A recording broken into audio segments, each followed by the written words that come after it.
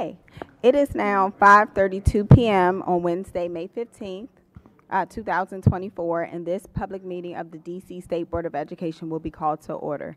The roll will now be called to determine the presence of a quorum. Director Butler, please call the roll. Representative Kelly. Here. Representative Villaflor. Here. Representative Washington. Present. Representative Yarkin. Representative Best. Present. Representative Chang. Present. Representative Goulet. Here.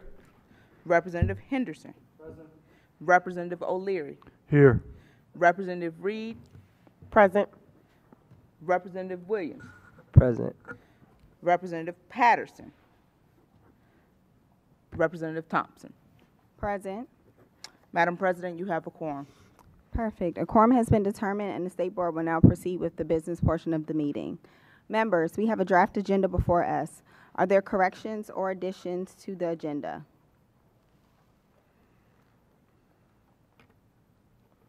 Okay. Hearing and seeing none, is there a motion to approve the agenda? So moved. Perfect. Is there a second? Second.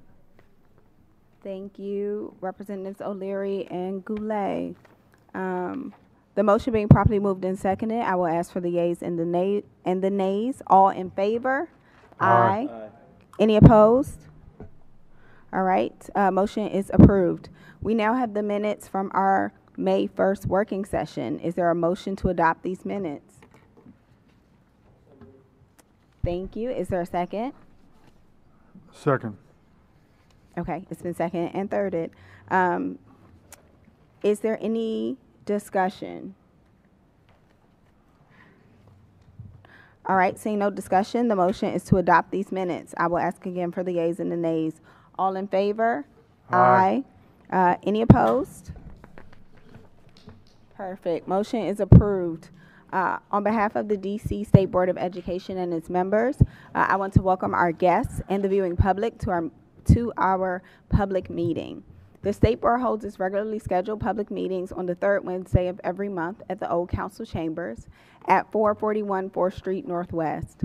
Our meeting is also being broadcast live via the District Knowledge Network. Over the last month, the State Board has welcomed and onboarded our new Ombudsman for Public Education, Kimberly Humphrey. We met with Deputy Mayor Kine to discuss several ongoing areas of partnership, including the Everyday Counts Task Force. We also met with OSSI to discuss leadership transition and plan our upcoming work together, including updating the district's high school graduation requirements. This week, we celebrated the graduating seniors and our student advisory committee, including our 4 student representatives, which we will miss, but not yet. And finally, we were pleased to attend OSSI's DC Educator Awards ceremony to recognize educators' outstanding contributions and efforts across the district. This evening, the State Board of Education will hear from 4 public witnesses, so this should be a quicker one. And we look forward to hearing from you. We do encourage the public to sign up every month to share testimony. As a reminder, sign-up closes 48 hours before the public meeting, and the link can be found at www.sboe.dc.gov. The next public meeting of the State Board will be held on June 12th, 1 week earlier than usual due to the Juneteenth holiday. At this time, I'm happy to turn to our State Superintendent, Dr. Christina Grant, for her remarks. Thank you, President Thompson. Vice President, he's not here. And members of the DC State Board of Education. As always, I'm pleased to have an opportunity to provide you all some updates on our shared priorities. First and foremost, I am delighted and excited that you all will be voting on the adoption of the district's first set of social and emotional learning standards tonight. Social and emotional learning is a process through which we acquire and apply skills, knowledge, and attitudes to develop healthy identities, manage our emotions, achieve goals, and cultivate supportive relationships, and make responsible decisions. OSSI began this work on these standards in 2022 through conversations with experts, and we created an SEL landscape analysis. We conducted our research through 2023 and began to hold stakeholder conversations with local students, teachers, principals from all 8 wards. We then established an advisory group and a writing committee comprised of parents, teachers, school administrators, school-based clinicians, and community organizations, including Restorative DC, Empower K-12, and the Washington Teachers Union, among many other valued partners. These partners worked with and informed OSSI staff as we created our first set of SEL standards, the draft version, in the fall of 2023. Throughout this spring, we have worked with local and national experts, the public, and members of the State Board of Education to further refine and improve our draft standards. As a result of this thoughtful, deliberative, and iterative process, our standards are now ready for implementation in the 2024-25 school year. The SEL standards focus on 5 competency areas: self-awareness, self-management, social and emotional and cultural awareness, relationship skills, decision-making, and agency. For our students to be successful in school, in their careers, and in their lives, they must develop the self-confidence to believe in themselves, a mindset that allows them to overcome adversity, the ability to build relationships and drive toward a common goal, and the self-mastery to avoid egregious decisions like engaging in acts of violence. Standards alone will never guarantee such positive outcomes, but by providing a necessary floor for what social and emotional skills and knowledge students should attain, adopting these standards underscores the essential nature of SEL and creates a foundation for our schools and our educators to build upon. As such, we welcome and support a vote on Resolution 2411 this evening. After my remarks, the board will host a panel discussion on out-of-school time. My staff and I look forward to listening in and hearing from Dr. Lowe and Dr. Colgan, hey friends, and your other invited guests. While the Office of the Deputy Mayor of Education, not OSSI, oversees the Office of Out-of-School Time programs, we recognize that the valuable role of high-quality out-of-school time programming for our students' development and look forward to hearing to tonight's panelists. As I conclude my remarks, which are brief this evening, so see, I guess we're on a theme here, I do want to thank the board again for your push and your engagement on the SEL standards. The draft we present to you today is a collective effort, and they really do represent the best of what we're putting forward as the first set of standards for the district. Your feedback and your commitment to continued improvement rather than perfection enable us to make the district and have this progress on important priorities such as social emotional learning.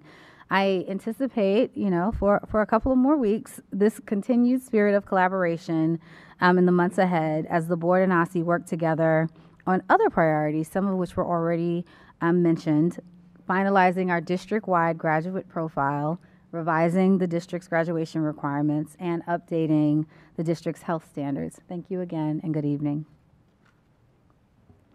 Thank you for joining us tonight, Dr. Grant. We appreciate OSSI's continued partnership on many important policy issues for our students and schools.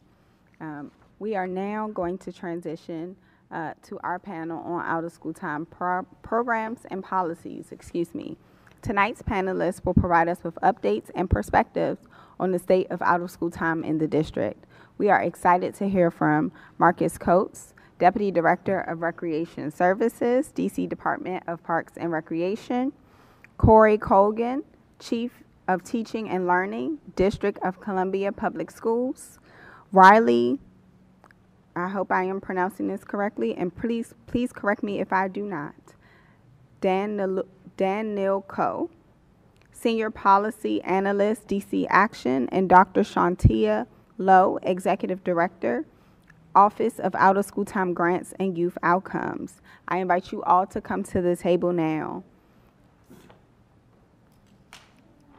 Once we start, each of you will have up to 5 minutes, and then we will move to one round of questions from the State Board. As you are settled, we will begin with Mr. Coates, and then move across the table. Okay. Mr. Coates, you are welcome to start when you are ready. And Representative O'Leary will always remind me to make sure that you all speak into the mic so that we can not only hear you in the chamber, but that folks can hear you over the broadcast. Good evening. Sorry. All right. Good evening. My name is Marcus Coates, the Deputy Director of Recreation Services for the Department of Parks and Recreation, DPR. DPR's mission is to provide equitable access to gold standard recreational programs, services, and facilities across all 8 wards. DPR operates an inventory of 80+ recreation centers, 35 pools and aquatic centers, and 243 park sites totaling 851 acres of green space. We are the district of central provider for public playgrounds, athletic fields, spray parks, tennis courts, pickleball courts, dog parks, community gardens, urban farms, and more. DPR's nationally recognized programs and services enhance the life, quality, and well-being of all individuals we serve. I'm delighted to share my testimony about the outstanding services and programs the Department of Parks and Recreation, DPR, offers. DPR's diverse and enriching opportunities greatly benefits the district residents by providing something for everyone.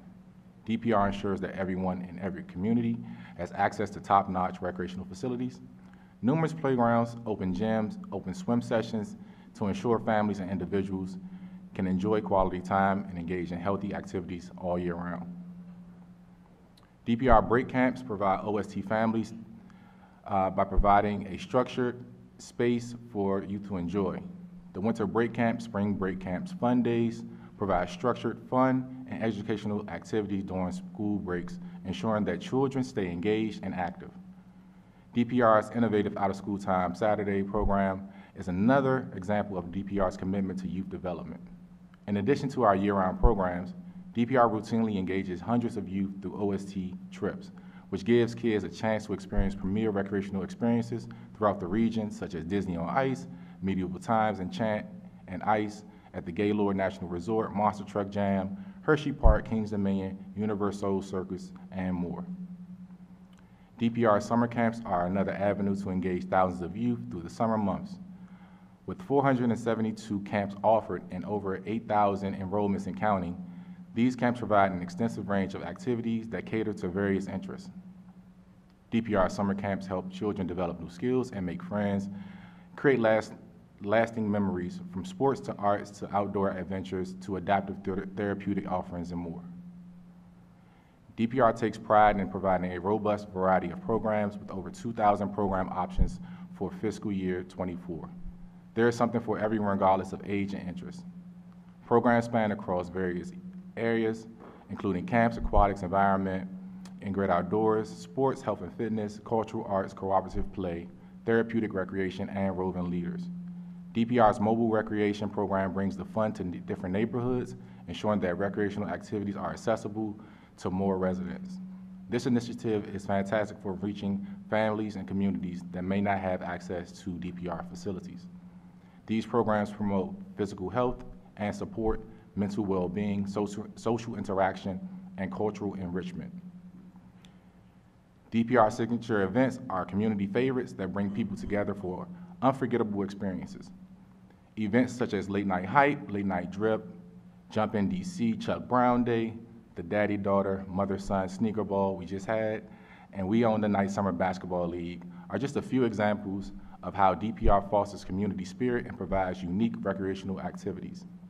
In conclusion, DPR is dedicated to enhancing the quality of life for residents of the district through diverse, inclusive, and accessible recreation opportunities.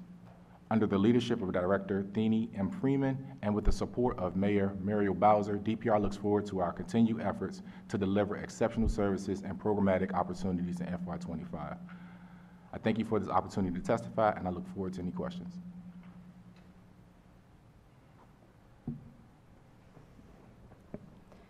Good evening, representatives of the State Board of Education, staff, and members of the public. My name is Corey Colgan, and I am the Chief of Teaching and Learning for DCPS. Thank you for the opportunity to speak about DCPS's approach to out-of-school time programming. OST programs encompass a spectrum of opportunities, including before-school care and after-school programs, summer learning, and partnerships, all aimed at extending learning beyond the traditional school day. DCPS seeks to provide OST opportunities to as many students as possible in all grades. One way we do this is through our own DCPS-run after-school program. Partner organizations, many of which receive federal and city grants, provide hundreds of additional after-school seats at no cost to our families or schools. Other partners, especially at non-Title I schools, provide after-school programs for a fee. In middle and high schools, OST programs include a mix of school-run clubs and sports, as well as grant-funded partners' OST programs. The DCPS OST after-school program is funded by DCPS local funds along with the federal 21st Century Community Learning Center grant through OSSI. Our program serves 6,600 students and is offered at 55 Title I schools, catering to students from pre-K 3 through grade 5 at elementary schools and pre-K 3 through grade 8 at education campuses. We also serve students at River Terrace, where 100% of the students receive special education services. Within our out-of-school time programming framework, the combination of funding from OSSI's 21st Century Community Learning Center grant and DCPS local funds ensures a robust support system for our after-school programs. Notably, these funds cover essential aspects such as personnel expenditures, curriculum development, technological resources, and specialized services like nursing support. The OSTP after-school program is evaluated annually by an external evaluator, ongoing program observations, and surveys of students, parents, and teachers. In school year 23-24, OSTP has also expanded our participation in the Weikart Program Quality Assessment System managed by Learn24. In the external evaluation data pointed out in our submitted testimony, students who participate in OSTP are likely to attend school more frequently and are more engaged during the school day. The OSTP program also supports parent engagement with various events during the year that help empower families. Most recently, the OSTP program hosted over 150 families at the Dream Big Family Literacy event at the Martin Luther King Jr. Public Library on April 22nd, encouraging after-school families of students in grades kindergarten through second grade to read to their children at least 20 minutes per day. We continue learning post-school year through our summer extended learning programming for K-12 students. Through DCPS's summer academic recovery programs, secondary students have the opportunity to stay on track towards promotion and graduation. In addition to academic recovery, DCPS has significantly expanded summer enrichment opportunities for students, especially in grades 5 through 8. These include specialized courses such as our algebra accelerators, coding, robotics, and outdoor pursuits. We also offer specialized programming during the summer for eligible students with an individualized education plan, or IEP, known as the ESY, or Extended School Year Program, and other programming geared specifically to meet the needs of our multilingual learners, known as LSAP, or the English Learner Summer Acceleration Program. The DCPS K-5 Summer Acceleration Academy, or SAA, is held at 8 sites across the city. Through a holistic review of academic, social, emotional, and attendance data, we've identified students who would benefit most from these programs and prioritize their enrollment, ensuring equitable access and personalized support. Beyond our in-house initiatives, DCPS also collaborates with external partner organizations to offer additional programming opportunities. In fact, this week we're celebrating Partner Appreciation Week, highlighting the invaluable contributions of our community partners in enhancing educational outcomes for our students. In addition to 21st CCLC funding through OSSI, many of our partners are also funded by the Deputy Mayor for Education's Office of Out-of-School Time Grants and Youth Outcomes, Learn24, which allows them to provide services free of charge to our schools and families. With the DME's launch of its new My After School DC initiative, DCPS welcomed new or expanded out-of-school time partnerships at 15 schools. In conclusion, OST programs serve as a cornerstone of our commitment to our students by not only bridging educational gaps, but also cultivating a lifelong love for learning and exploration. Please see my written testimony for more examples of OST programs and more detailed information on the programs discussed. Thank you for the opportunity to share our approach to out-of-school time programming, and I'm happy to address any questions you may have.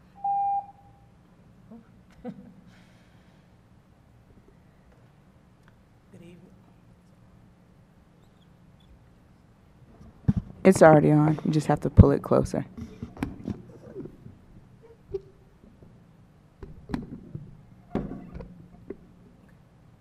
Good evening, members and staff of the State Board of Education. My name is Dr. Shantia Lowe, and I am honored to have the privilege of serving as the Executive Director of the Office of Out-of-School Time Grants and Youth Outcomes, known as the OST Office. Thank you for the opportunity to testify this evening about our office's work. The OST Office has a robust vision for improving equitable access to OST programming and is working with partners across the district to implement the 2023 to 2026 Commission on Out-of-School Time Grants and Youth Outcomes strategic plan.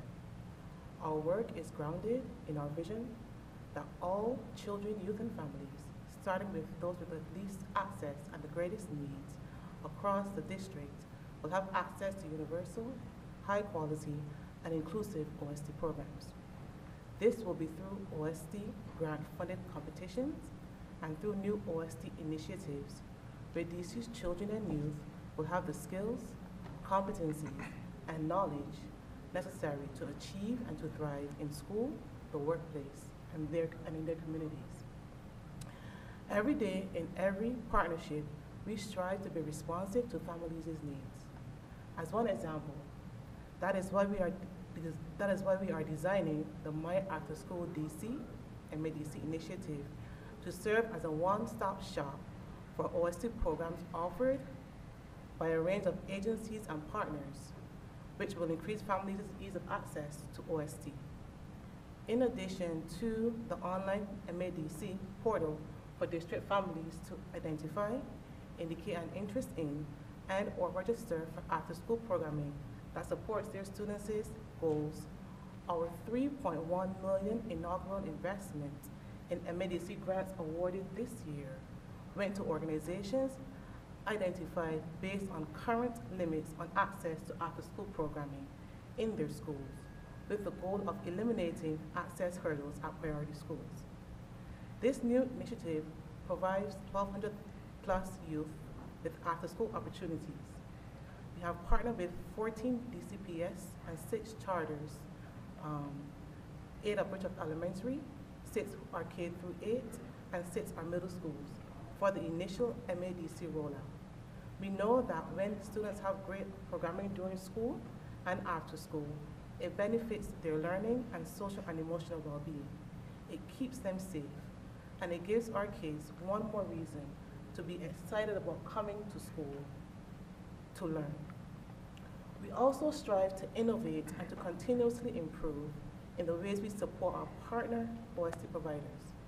Today, the majority of our OST grantees are on year-round or continuation grants, making the process of providing uninterrupted programming for the duration of the year easier. This creates greater stability and predictability for providers as well as for the students and families that we serve.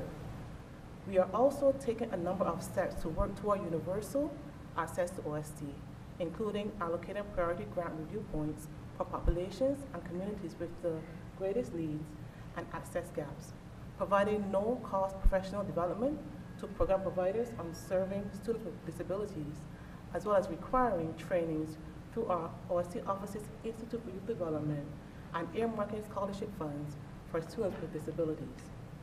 Looking ahead, we know that the hours after school, when children are on their own, are not just a time of risk.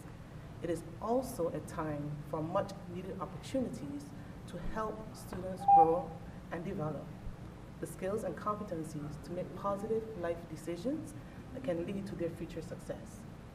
This is where the OST office comes in.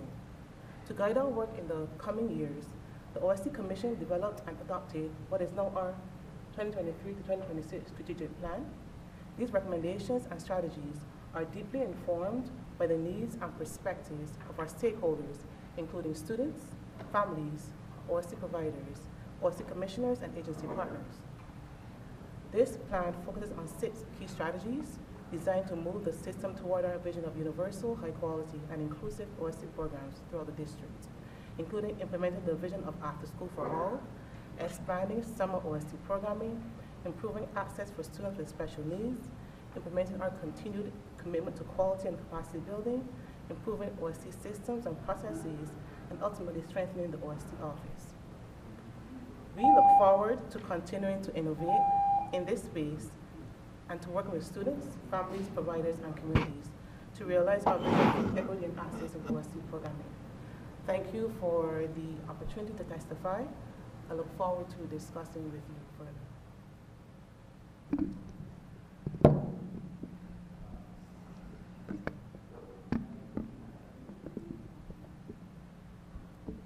Good evening, President Thompson and members of the Board of Education, and thanks for the invitation to speak as a panelist on this critical issue. My name is Riley Denalco, and I'm a senior policy. I'm sorry. I think you turned the mic off, or we couldn't hear you. Yes. All right. Thank you. Much better.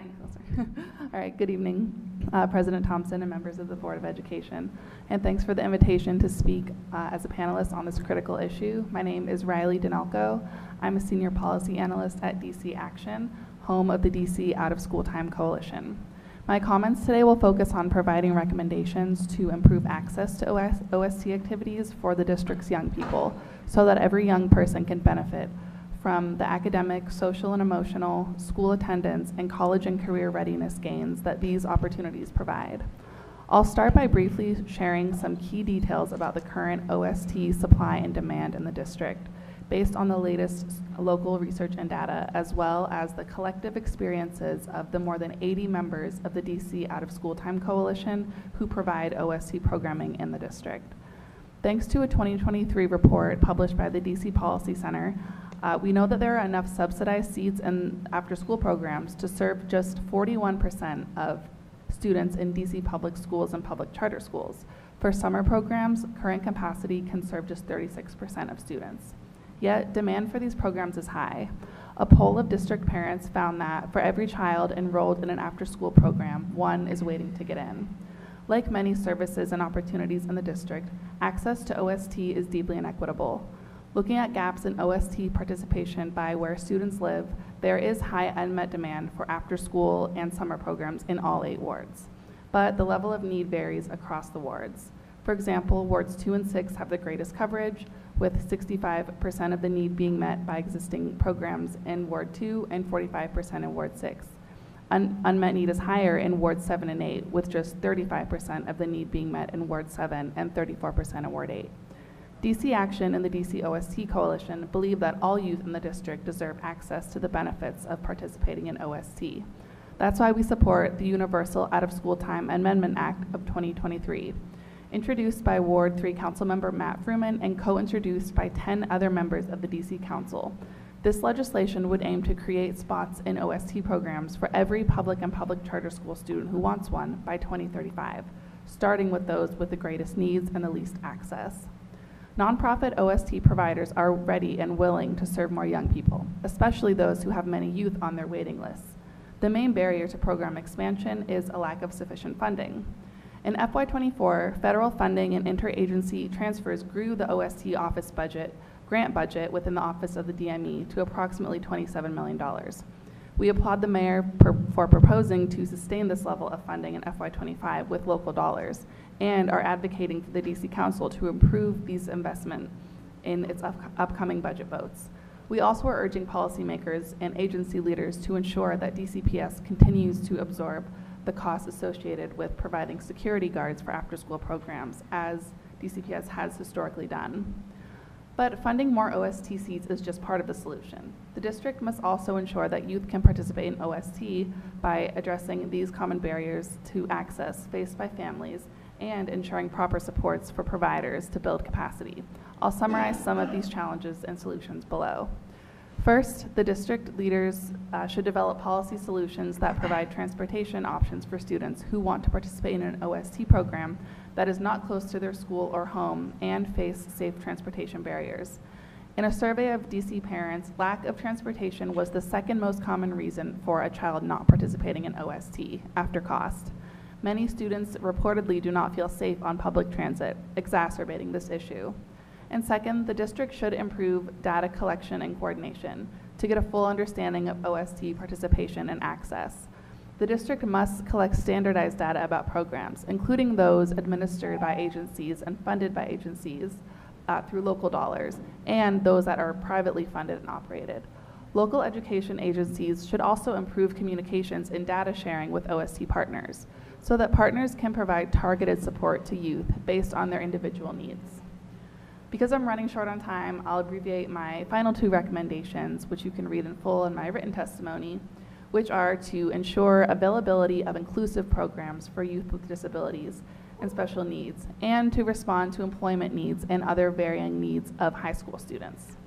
I'd like to end by thanking the Board of Education for your ongoing support of OST programs, including adopting a resolution in support of universal OST programming. And I look forward to continuing the discussion about how district leaders, families, and youth development professionals can make the goal of universal OST a reality. Thank you.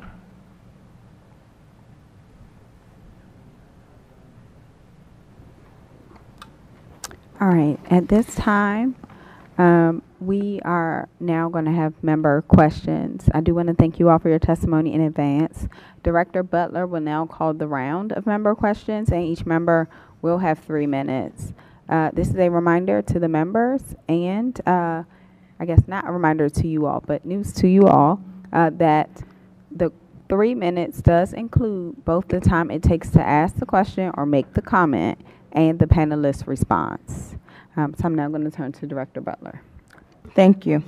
We are going to start with our student representatives. Representative Kelly.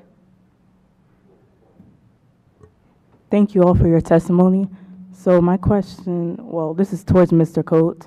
I really like your idea a lot, but I just want to clarify, the DPR program would be accessible to all 8 wards, right? Yes. Okay. Well, also realistically, like, where would the funding come from for this? I'm sorry, can you repeat that? Where would the funding come from for this? The funding for our programs? Yes. They're locally funded. Okay. Well, thank you a lot. Representative Villaflor. Thank you all for your testimonies. My only question is, and this is really to anyone, but how are OST programs like evaluated on their effectiveness and whatever their purpose is? I can take a stab at that. Can everyone hear me? Perfect. So the OST, thank you, Joseph, for your question. Our office has what we call the Institute for Youth Development, and that assesses program quality. What that means is that we go onto the sites for site visits to assess the program, see how they're doing, evaluate them, and then work with them one-on-one to continuously improve based on those evaluations that take place. And for DC Public Schools, I mentioned a little bit, but we have an evaluation program, particularly for our after-school programs. And we do a number of things. One, we do surveys for students that participate, their families, and also their teachers to see if the teachers are seeing any difference in how the students are kind of performing or how engaged they are in class over the course of the year. And then we also look at data points like students from the same school who are involved in after-school program and not. We compare data points such as their attendance and even their academic performance to evaluate. And we do this with an external evaluator so that we're getting a really accurate picture. For DPR, we do internal assessments. So we have a rubric that we utilize. We go around and evaluate programs quarterly.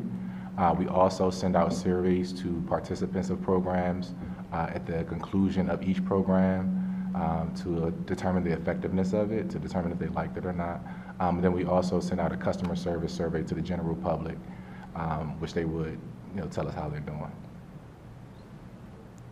Thank you. Representative Washington. Thank you all for coming out tonight and testifying. I had 2 main questions. I had one question for Ms. Colgan, and then I had a build off of Ms. Danilko's point, and then just a question for the rest of the panel. For Ms. Colgan, I was wondering, you mentioned the K-5 Summer Acceleration Academy, and they have 8 different sites. Are those like spread out across 8 different wards, or are they concentrated in certain areas who might need more support? Yes, great question. Thank you. They are spread out across the city. For each of the sites, we kind of name the It's at one of our schools, and then we name the other schools that are closest to that school, and the students at those other schools will feed into that site. We have tried to prioritize seats, particularly in Ward 7 and 8, in line with our equity initiatives or equity approach, but they are spread throughout the city. Thank you. And then my other question, so for Ms. Dinoco, I know you mentioned transportation being such a big barrier, and I 100% agree with that, but I was also wondering if any of the other panelists had interacted with students who also felt that transportation was a barrier for OST programming. And then I was wondering if you noticed or felt that there were any other major barriers for students participating in programming. Like, I know OST programs are being readily made more accessible with like more seat offerings and things like that, but do you still feel like costs or maybe even food access during the programs might be a barrier? And then if so, if there are any ways that like the board can assist with that? I know that was a lengthy question, but yeah. So last fiscal year, we partnered with the DC Policy Center to conduct a needs assessment to see what are the needs of the community members across DC, across the 8 wards. And it was found that transportation was a big barrier. Cost as well was a big barrier for families, so you are definitely in limit regarding that. And what was the other part of your question? I was saying like food access, like if there are, if there's food available for kids at the programs, if that might be a barrier or I guess an incentive for students to. Food, correct? Yeah. Yes, traditionally programs provide food for our kids free of cost. Free of cost. Thank you. Yes, that's true for our after-school programming and summer programming as well. Thank you all. Oh.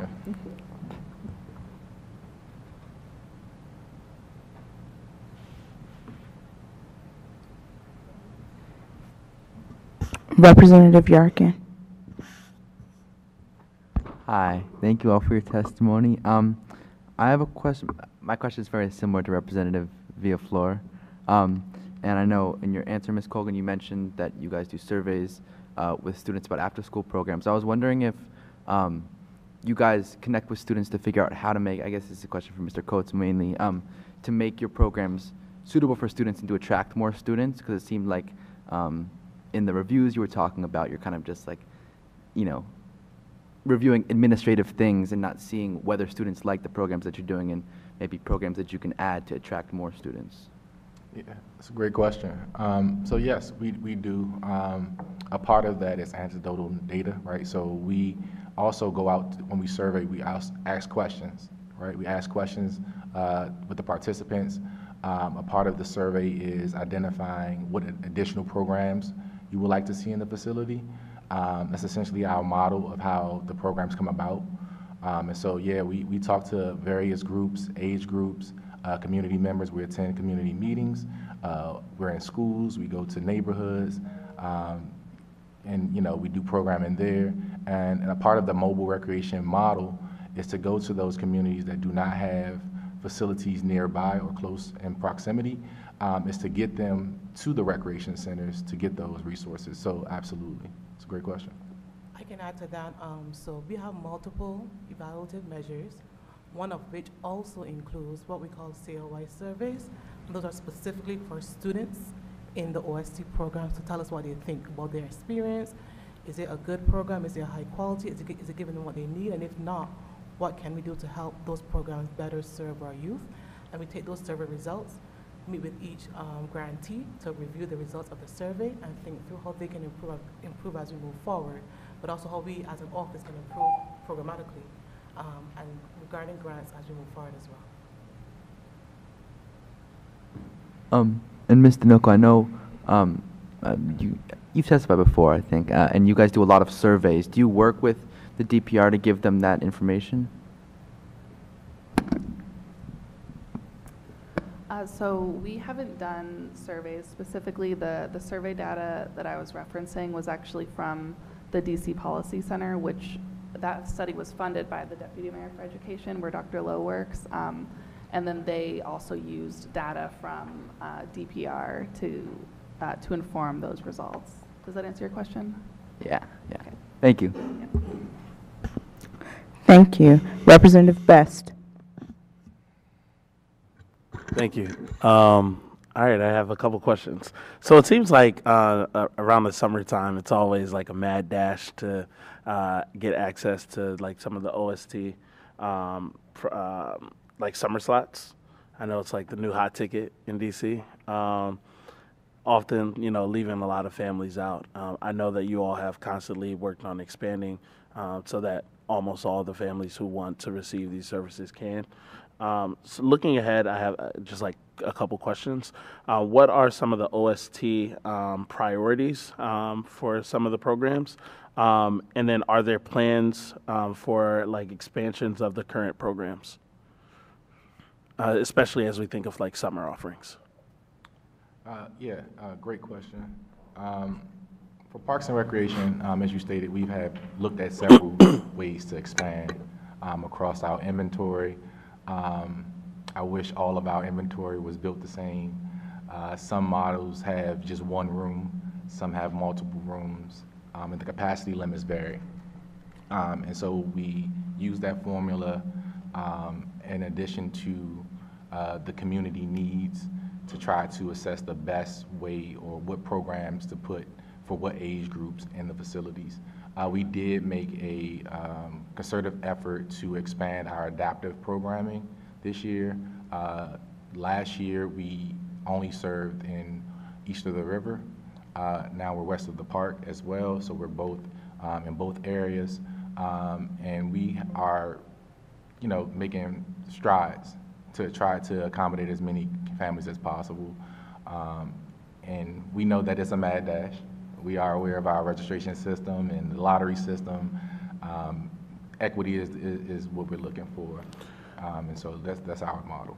Do you think that it is a capacity challenge, like a human capacity challenge, or a resource challenge? Or, I mean, I'm sure it's both, but like, which one do you see as the larger challenge? It's mostly a capacity challenge with the facilities. Our facilities aren't built with multiple floors and classrooms and things like that. And so, based on what we have in our inventory, we create the space, we create the programs based on that. Thank you. Absolutely. Representative Chang. I have a similar question in that thread of thinking about how we prioritize given limited resources. I've heard both an ask to expand the quantity of students that have access to programming as well as opportunities to enhance the quality, right? And I'm curious, as we think about the range of quality here, what are some of the investments that are important to be made to kind of ensure a certain level of quality versus thinking more about, okay, the actual ask is really, we have that under control, scale this out to as many families as possible.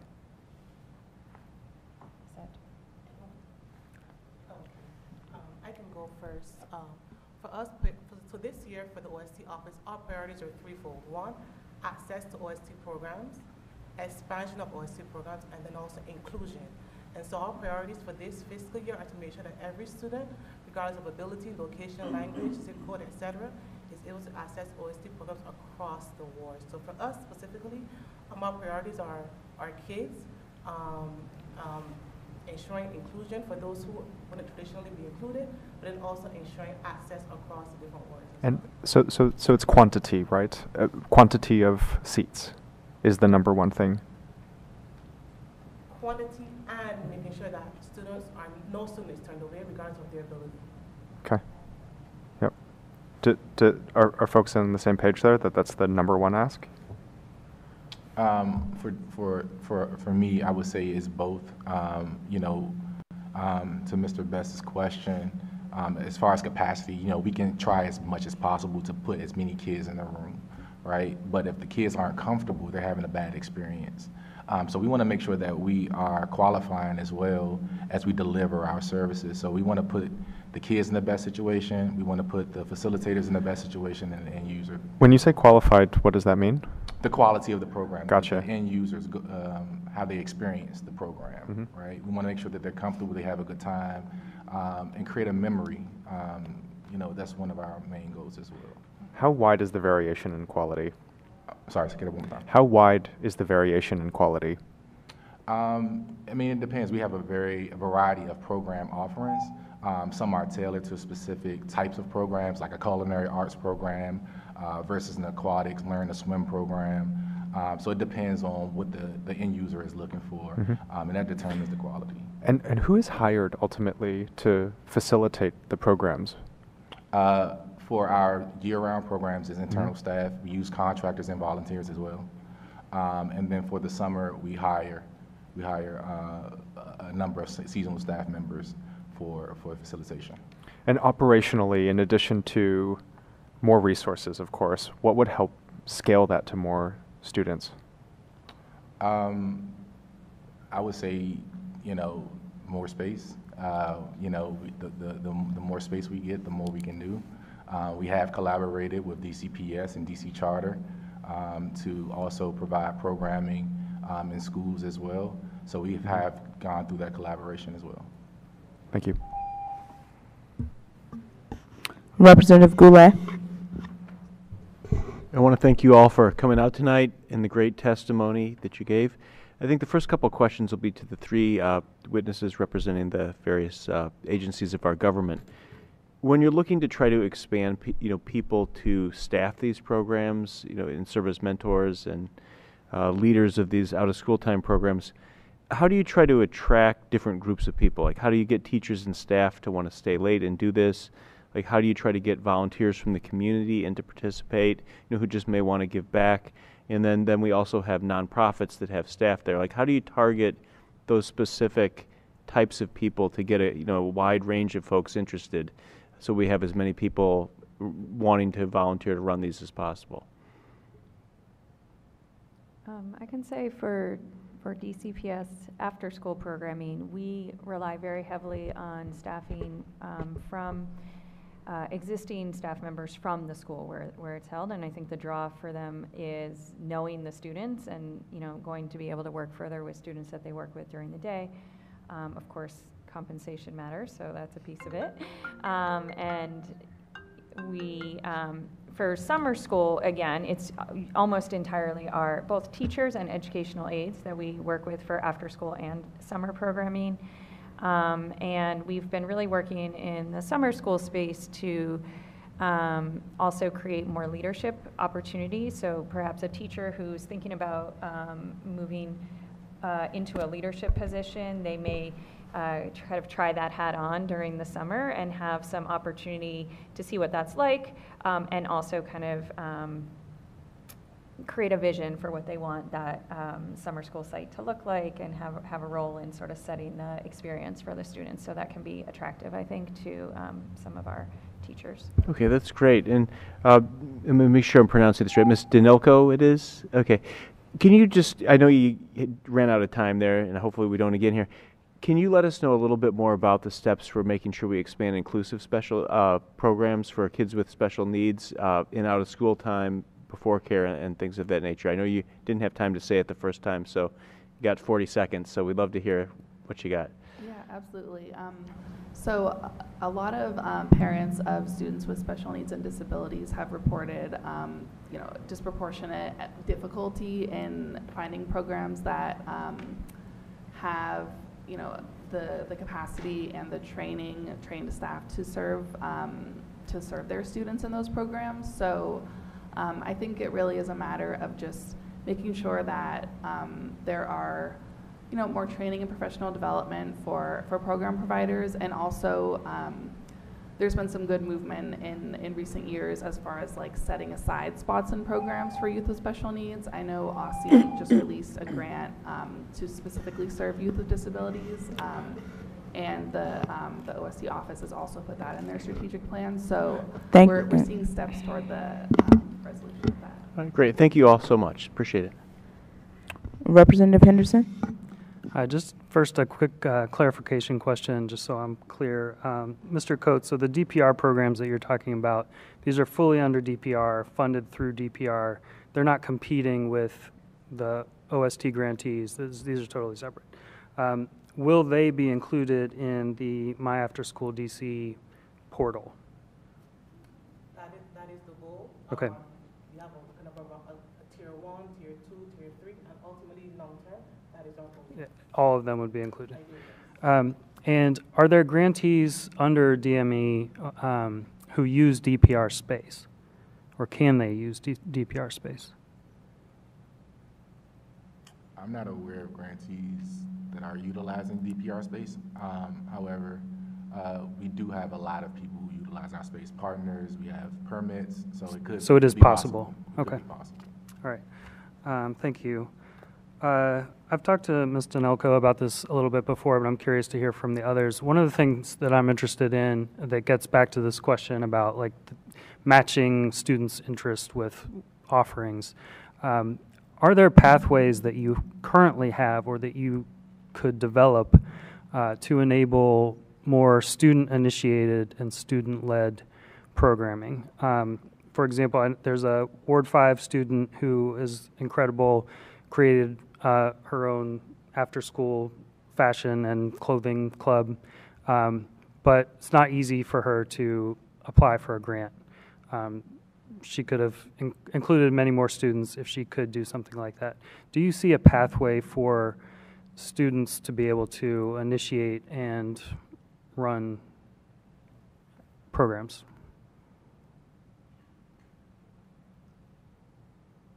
I would say from the DCPS perspective, to some extent that happens a lot in our secondary schools. I think our high schools in particular, students have the opportunity to propose a club and get sponsorship at their school. We haven't really explored that at a district level, but I think it's probably best done at an individual school site. And it's something that I think we could consider at the middle school level more than we're currently doing. I think it's pretty well in place at the high school level. So the key would be to get a sponsor at the school, like a faculty sponsor who could like represent them. And that would be to get DCPS funding for the club, or? That would usually be handled at a school by school, that would be school funding and based Okay. at the school level. Thanks. Any thoughts from the DME level? I think it's a great idea. We currently don't have pathways for that, but we would encourage you to partner with nonprofit providers in their schools to be able to implement those types of programs. Thank you. Representative O'Leary.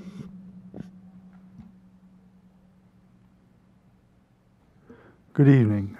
I have one question, and it has to do with population in my ward, Ward 4, and in Ward 1. Because in Ward 1 and Ward 4, we have the largest number of students who, for whom English is not their first language. And so I'm asking the question about how does the word get out to those families whose, for the parents, don't speak English.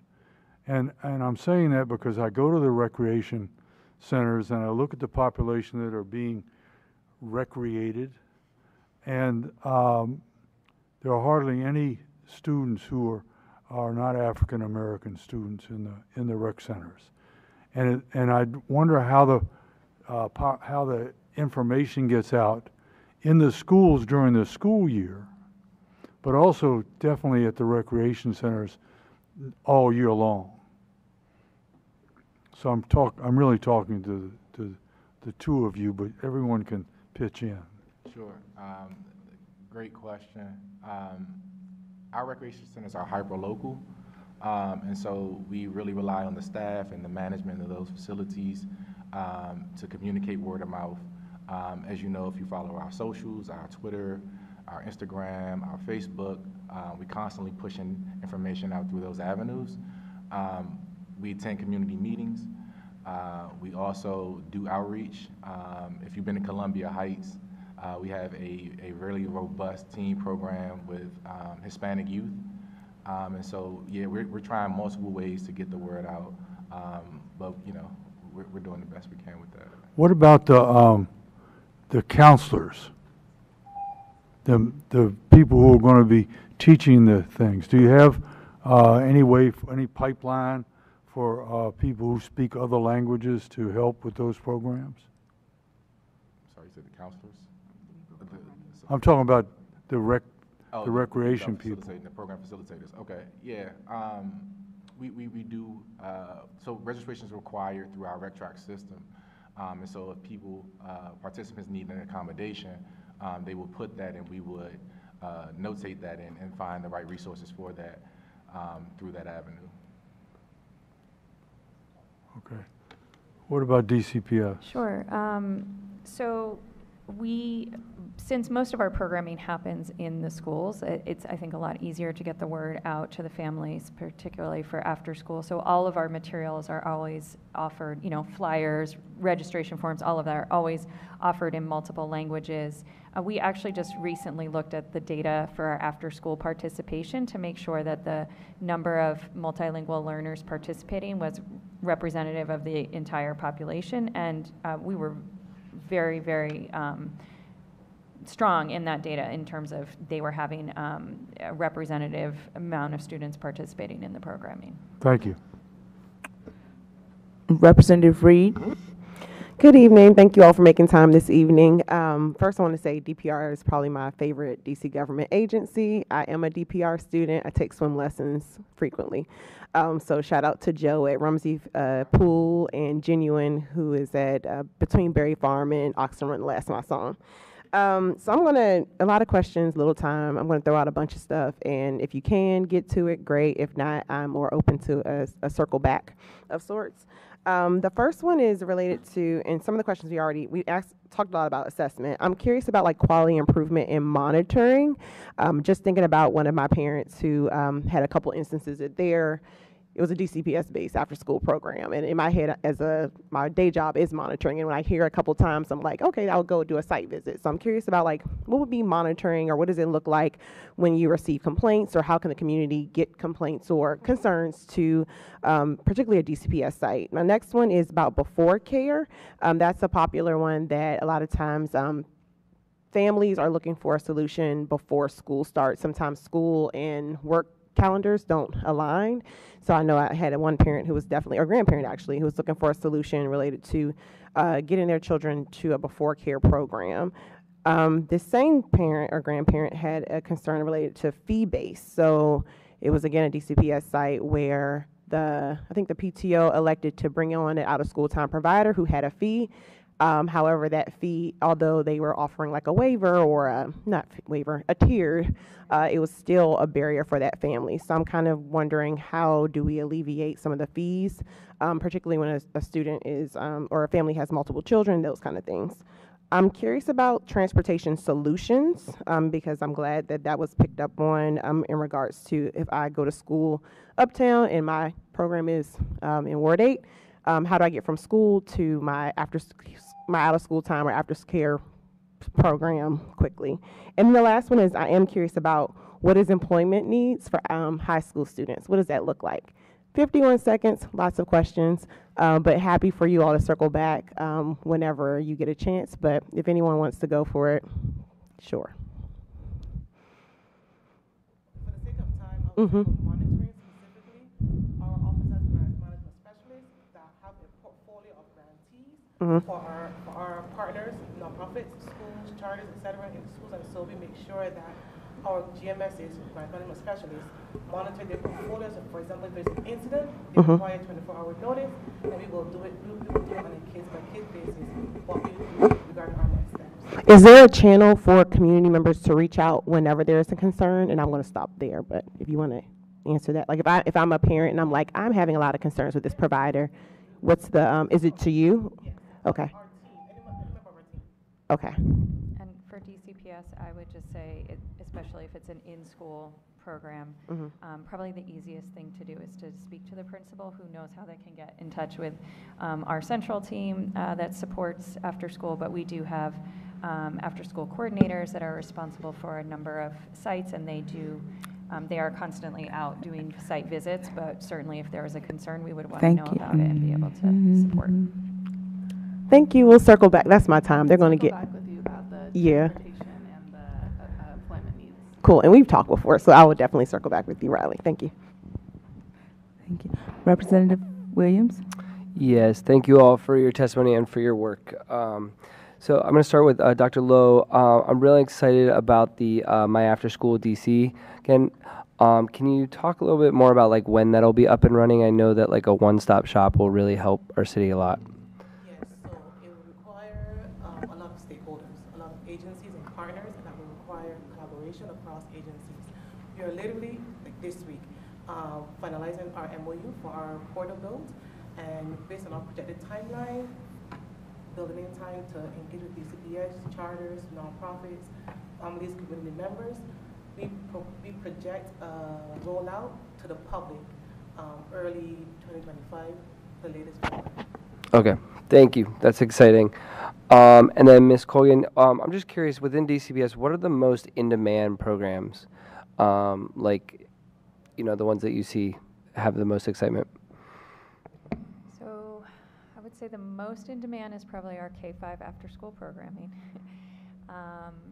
In terms of summer programming, it also the K-5 space is pretty popular. In our middle school programming, our outdoor pursuits, which is really exciting, a lot of opportunities for students to go out in the community and do things like boating and hiking and rock climbing and parkour and stuff like that. That's a relatively new program, but it's been, there's been a lot of interest in it. Thank you. I want to try and get two more questions in. Ms. Danielko, who you'd recommended like the idea of like more standardized program evaluation. Who do you think is uniquely situated to do that, and like what do you think is most important to making sure it's done right? I mean, I would say potentially the DME, because they do house the OST office, and they do have a sort of quality and evaluation system in place already that they've been scaling up, I believe, recently. So I think that would make the most sense. And then what was the second part of the question? Just making sure it's done right, but I'm going to move to Mr. Coach just because I only have 30 seconds, but thank you so much. Mr. Coach, I was just I know a lot of my students and even constituents love the DPR programming. Has there been recent concerns about expanding like hours or like, you know, what does that capacity look like to just make sure that they're open in the summer and that kids can and families can use them? Yeah, so if you're aware, we just recently expanded hours last fiscal year. At 6 to 8 locations, we're open from 6 a.m. to 9 p.m. Monday through Friday, 9 to 5 on Saturdays. And about 30 plus locations, we're 9 to 9 Monday through Friday, 9 to 5 on Saturdays. So we just expanded hours to provide more access, to provide more programming options, to provide more permitting options. And it's been very successful. We're seeing a lot of users, we're seeing a lot more swimmers, a lot of more people getting fit in the fitness centers, a lot of kids coming in for access on the weekends and on the evening hours. So it's been really successful during that time. Absolutely. President Thompson. I want to thank the testimony for their, thank the panelists for their testimony today. I have a question actually about the Learn 24, what is the strategic plan? So one of the bullets in the strategic plan is actually about strategic grants to fill programmatic gaps. Specifically, they call out Ward 4, Ward 7, Ward 8, and 7 and 8 is specifically about like K through 8 programming. I'm curious if any of you all are familiar with the strategic plan or could provide any updates on like how that has gone so far this year.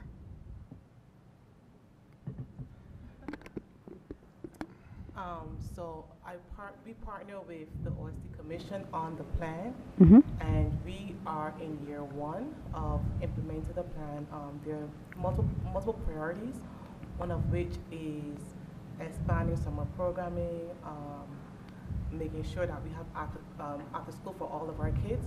So how is the plan going? We are in year 1. We are making sure we align our priorities and our work with the plan so that our initiatives are not haphazard or random. It's so that there is alignment across not only the OST office, but also DCPS, DC Public Charter Schools, DPR, etc., to work in partnership based on what the plan has established for us as priorities.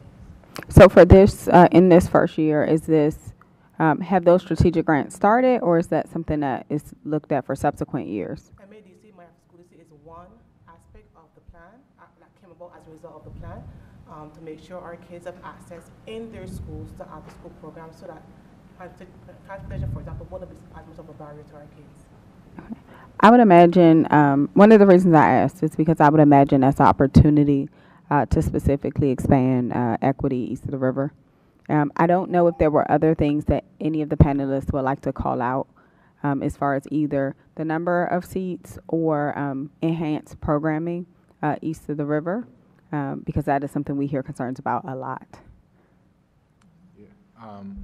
For DPR, you know, majority of our programs, majority of our larger centers are east of the river, which allows us to do more. And so we take a really strategic approach to providing those programs. A lot of our sports programs are east of the river based. They're most of the teams that are facilities east of the river. We've also just expanded our swim team, our DC Wave swim team east of the river, which will now be at Berry Farm and Kenilworth. And so we're looking at providing more resources, more programs, more activations east of the river. We have a late night hype actually this Friday at Berry Farm if you all are free from 7 p.m. to 11 p.m. if you want to get active. I might be booked, but I also know this will not be the last late night hype because DPR does it on a regular basis. So I believe I am last with the rounds of questions. I do want to thank the panelists again, both for your written and your in-person testimony this evening.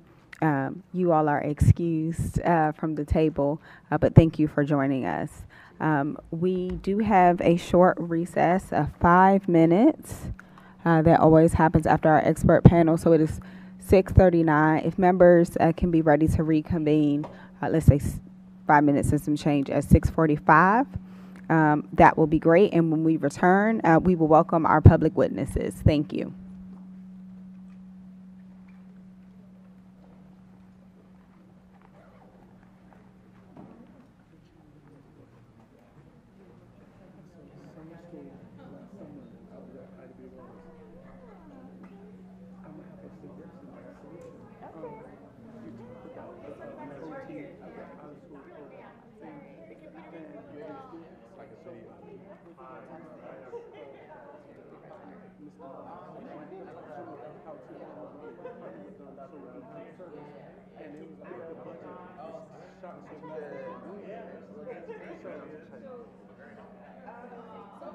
So I work for T-Mobile. I love DCPS. I had a sick kid. Oh, I'm like, yeah. So okay. I had a sick kid. Last summer was the only time I had. And so now with T-Mobile, we're trying to partner with the district. I know we had a lot of support from the district when it was the pandemic, but now, like, the partnership is growing. I know because I'm always at home. Right. And then I come in with DCPS. So,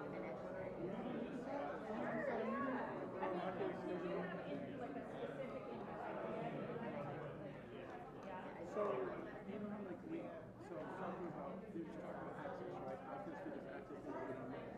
So, it's the case that newcomer students, New Jersey, just the whole district flipped to it. It's called a CPR3 device. They all just flip to it. That's a device that can gather students' resources, shelter, everything. I'm sorry. I'm good. Thanks for your notes. Yes, you're welcome. Great.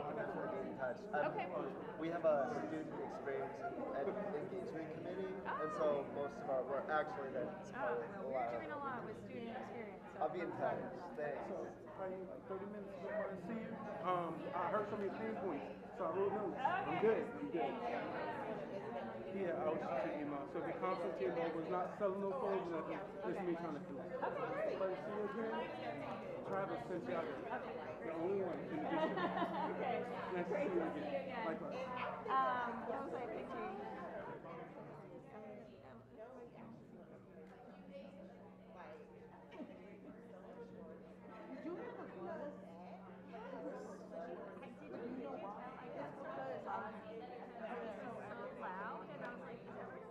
I learned it from when I was here, but you can't have one microphone. And that one doesn't have a button to turn off. And she wouldn't turn hers off. Oh, well, I should have turned mine on. Just like they echo up theirs, but all of it.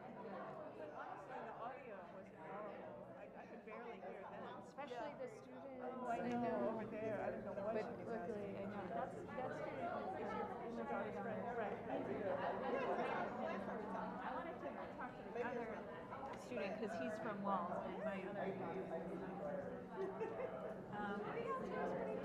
They said that he's the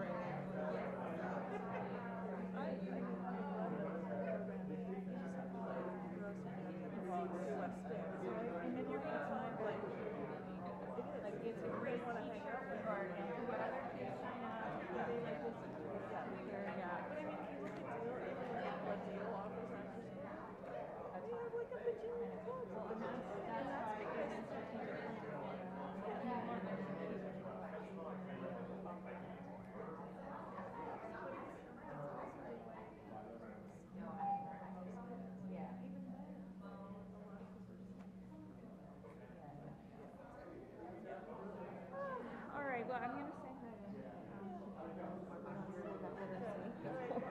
oh, I didn't notice this before. Bye, Margot. Thank you for coming.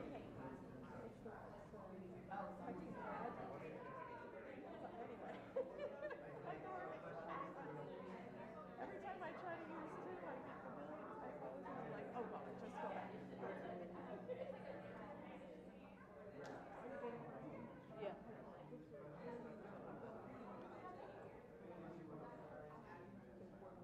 Oh, no. I'm going to Ward 7. Oh, yeah. All right. Nice seeing you, though.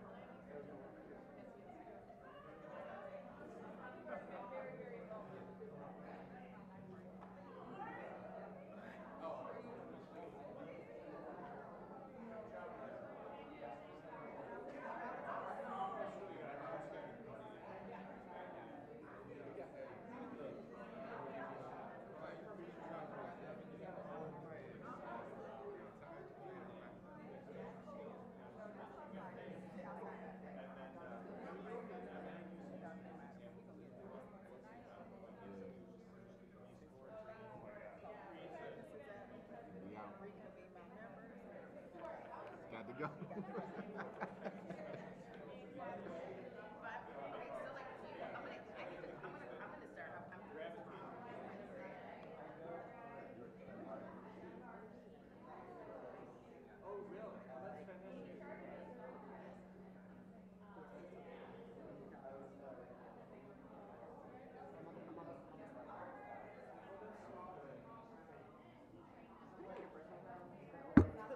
Okay, it is 6:45. I need us to reconvene.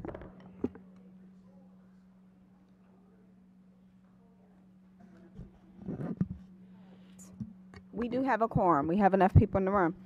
We hear testimony from public witnesses at every public meeting, and your comments become part of our official record. If you would like to speak at a future public meeting, please sign up on our website at sboe.dc.gov or contact our staff by email at sboe@dc.gov or by phone at 202-741-0888. Tonight, we have, sounds like our final four of public witnesses who have submitted testimony. We will hear from those in attendance in a panel format, so single panel this evening. Each witness will have up to 3 minutes to provide comments. Please note that you must use one of the microphones at the table, which is already on. The timer light on the table will be green for the first 2.5 minutes, yellow for the last 30 seconds, and red after 3 minutes have lapsed. After our public witnesses speak, we will pause for questions from our board members. Members, this is again a friendly reminder that we will have 3 minutes for questions, and our public witnesses, those 3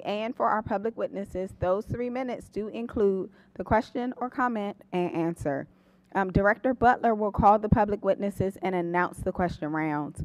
She will also assist with timing to ensure our witnesses and board members stay within their allotted time. Director Butler, you may ask the public witnesses to come to the table. Terrence Brown.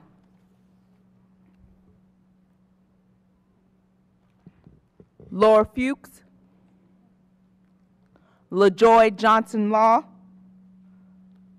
Scott Goldstein.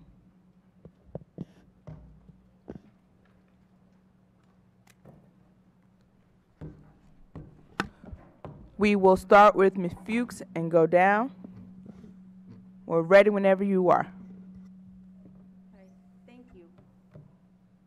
My name is Laura Fuchs. I've been teaching at H.D. Woodson High School in Ward 7 since 2007.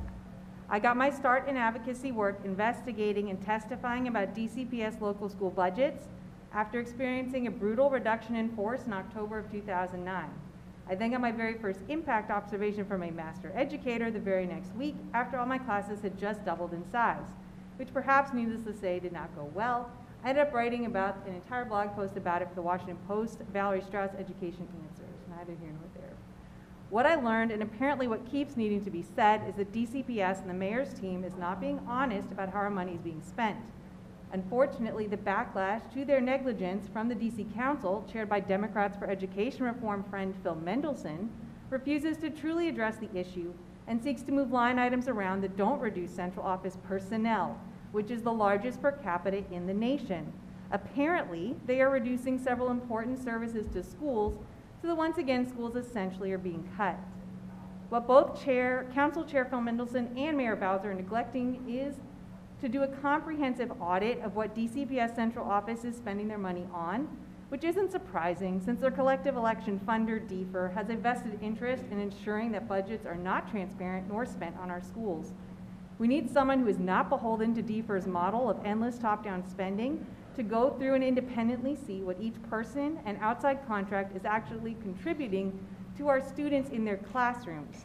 This back and forth between the Deputy Mayor for Education and Chancellor's teams and the Chairman is a smokescreen for what is really happening. We are throwing money away at an over-bloated central office that does more harm than good for our schools by churning out endless reporting requirements that they put on educators in schools to justify their very existence. I went through the DC HR records today in my spare time and manually entered them into Excel because there is no way to download them apparently. Here's just a little of what I found out today. We're spending $1.8 million on instructional superintendents. You could get rid of all of them. I've never met one that was helpful. We're spending $7.6 million on chiefs, including deputy chiefs who do not work in our schools. We're spending $30 million on 300 specialists who don't work in our local schools. You could really take out all the ones that, sorry, I'll get to that. We're spending $13 million on 98 directors who don't work in our local schools. I personally think that we could easily cut 85% of this $52.99 million in positions, and not a negative difference would be felt at a school level. In fact, it might be positive. We can keep anyone who does services to our employees, namely HR. That nets us about $45 million. We then have $159 million in purchase orders, but when I searched for the contracting side, it was literally blank. So there's no way for me to see what that money's for. All I can see is what company got it. Ideas for improving schools should be coming bottom up, not top down. Get rid of 85% of central office. Thank you. Doesn't matter which one I use. No, my bad. No, sharing is caring. Thank you. Right. Is this on? Can you hear me? Okay. Can I go?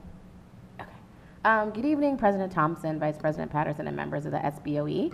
My name is LaJoy Johnson Law. I am a proud Ward 8 resident, disability and special education advocate, but most importantly, I'm a Bria's mom. Many of you have met my daughter and know my daughter. So y'all know my daughter has special health care needs, she has special education needs, she has multiple disabilities. My testimony is surrounding out of school time today. I know you all just had a panel on that. We often struggle to find inclusive out-of-school time programming and have multiple experiences of being unable to access out-of-school time programs, unfortunately, and especially in Ward 8. Many providers do not have the staff to assist her with accessing specific programming without assistance, and many DPR centers and also out-of-school time providers don't have nurses to be able to give students with disabilities medication, or honestly any child that needs medication. Our children with disabilities deserve to be included in all OST and recreational activities. Recently, the DC Council proposed the out-of-school time special education amendment of 2023 by Councilmember Henderson. And then Riley just told you guys about the University out-of-school time amendment by Councilmember Fruman. Respectfully, it needs to be overhauled. And there are a lot of details that need to be changed and that need to be included in the bills. Basically, essentially what's happening is like out-of-school time is a federal right. Like children with disabilities have the right to be able to access these government funded programs, and they're not able to access them. And a lot of these bills do not include that. Like they're not talking about the American with Disabilities Act. They're not talking about Section 504. Like these are the two like main federal laws, and we're not gonna get into IDEA right now, but those are two laws that are covering these kids, and they're not able to access these programs. Like we're trying to figure out, okay, like how can I go across town? Some of them don't even have them there. A lot of our kids are being like suspended. How are you suspended from an out-of-school time program? I'm just saying. But anyway, I have a minute left, and I'm asking that the board really help us with this advocacy effort to really push the council to really have more inclusive programming for our kids. So I don't know if you all got my written testimony. I submitted it late. I'm sorry, but like I know we have 44 seconds, but just concentration, like making sure that the bills actually have a piece in the legislation to concentrate on the bill. Also, too, talking about inclusivities. One of the bills talked about children with IEPs. You can't just talk about children with IEPs. There are children that have 504s. There are children that haven't been identified yet that really, really need assistance and really need our help.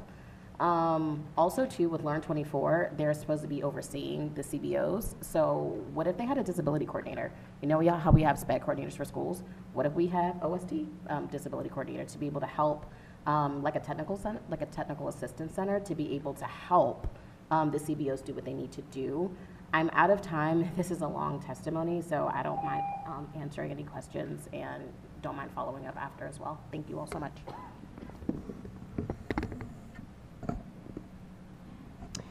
Good evening, board members. Tonight you consider the adoption of social and emotional learning standards. These standards that teach everything from understanding perspectives to recognizing and processing difficult emotions, conflict resolution, taking agency, and more, are a critical and integral part of education, and we should be providing every young person. As a parent, when I send my child to school, I expect that the school will support their social-emotional development just as much as their academic development. I agree the social-emotional learning standards should be infused through the entire curriculum, but standards do not come to life entirely by themselves. To make this real, teachers need access to quality curriculum, quality professional learning, not just centrally administered, but funding that can be accessed directly by teachers to pursue individual or school-based learning. These standards uplift many important skills related to conflict resolution, and I want to appreciate that these conflict resolution skills are named and vertically aligned from pre-K all the way through adult education, as they should be. We often discuss conflict resolution as something we teach either in isolation as a reaction to conflict that happens in upper grades, or something we teach in early elementary and then let go. But it must be taught throughout the educational journey. This can't be done simply by infusing it into social studies and math class. It needs dedicated time and focus. Our efforts at restorative justice will not be successful if we don't seriously commit to, as an entire school system, public and charter, to a proactive, positive, and restorative approach to student behavior. In that vein, I think it's critical to call out that we often teach children positive social and emotional skills like well-being, self-awareness, conflict resolution, and more, and then don't demonstrate with our discipline policies, interpersonal policies, evaluation systems, and more that adults actually believe in these approaches.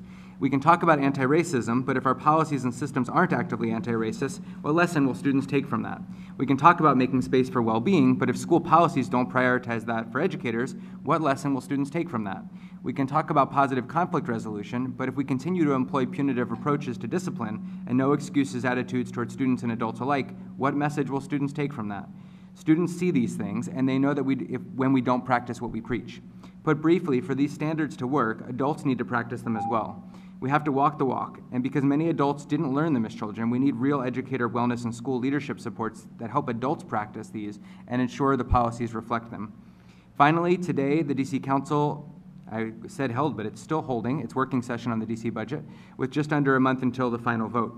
We have fought hard for key investments in education, from educator wellness, flexible scheduling, and permanent substitutes, to student safety, to enhancing student experience with experiential and outdoor learning, to addressing the root causes of inequity through a child tax credit, creating a historic divestment fund, and more.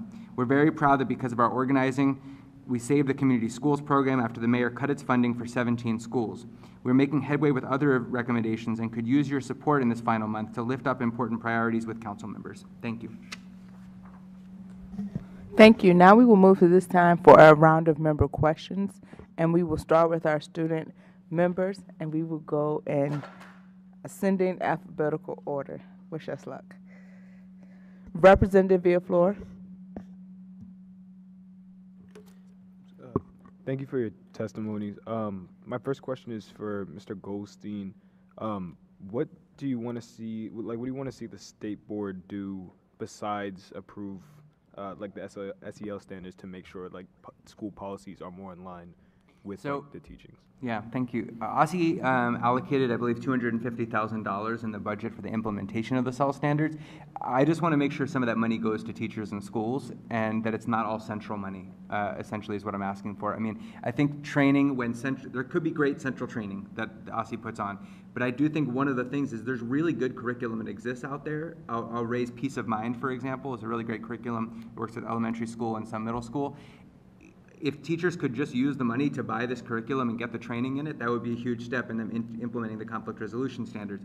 And I would love some of that money to just be available for teachers and schools to tap into the money instead of OSSE to use all $250,000 centrally to put on a bunch of trainings or hire staff in a way that's not going to actually directly benefit schools. And we don't know what the quality of that will be, but I think some of it needs to go directly to teachers and schools.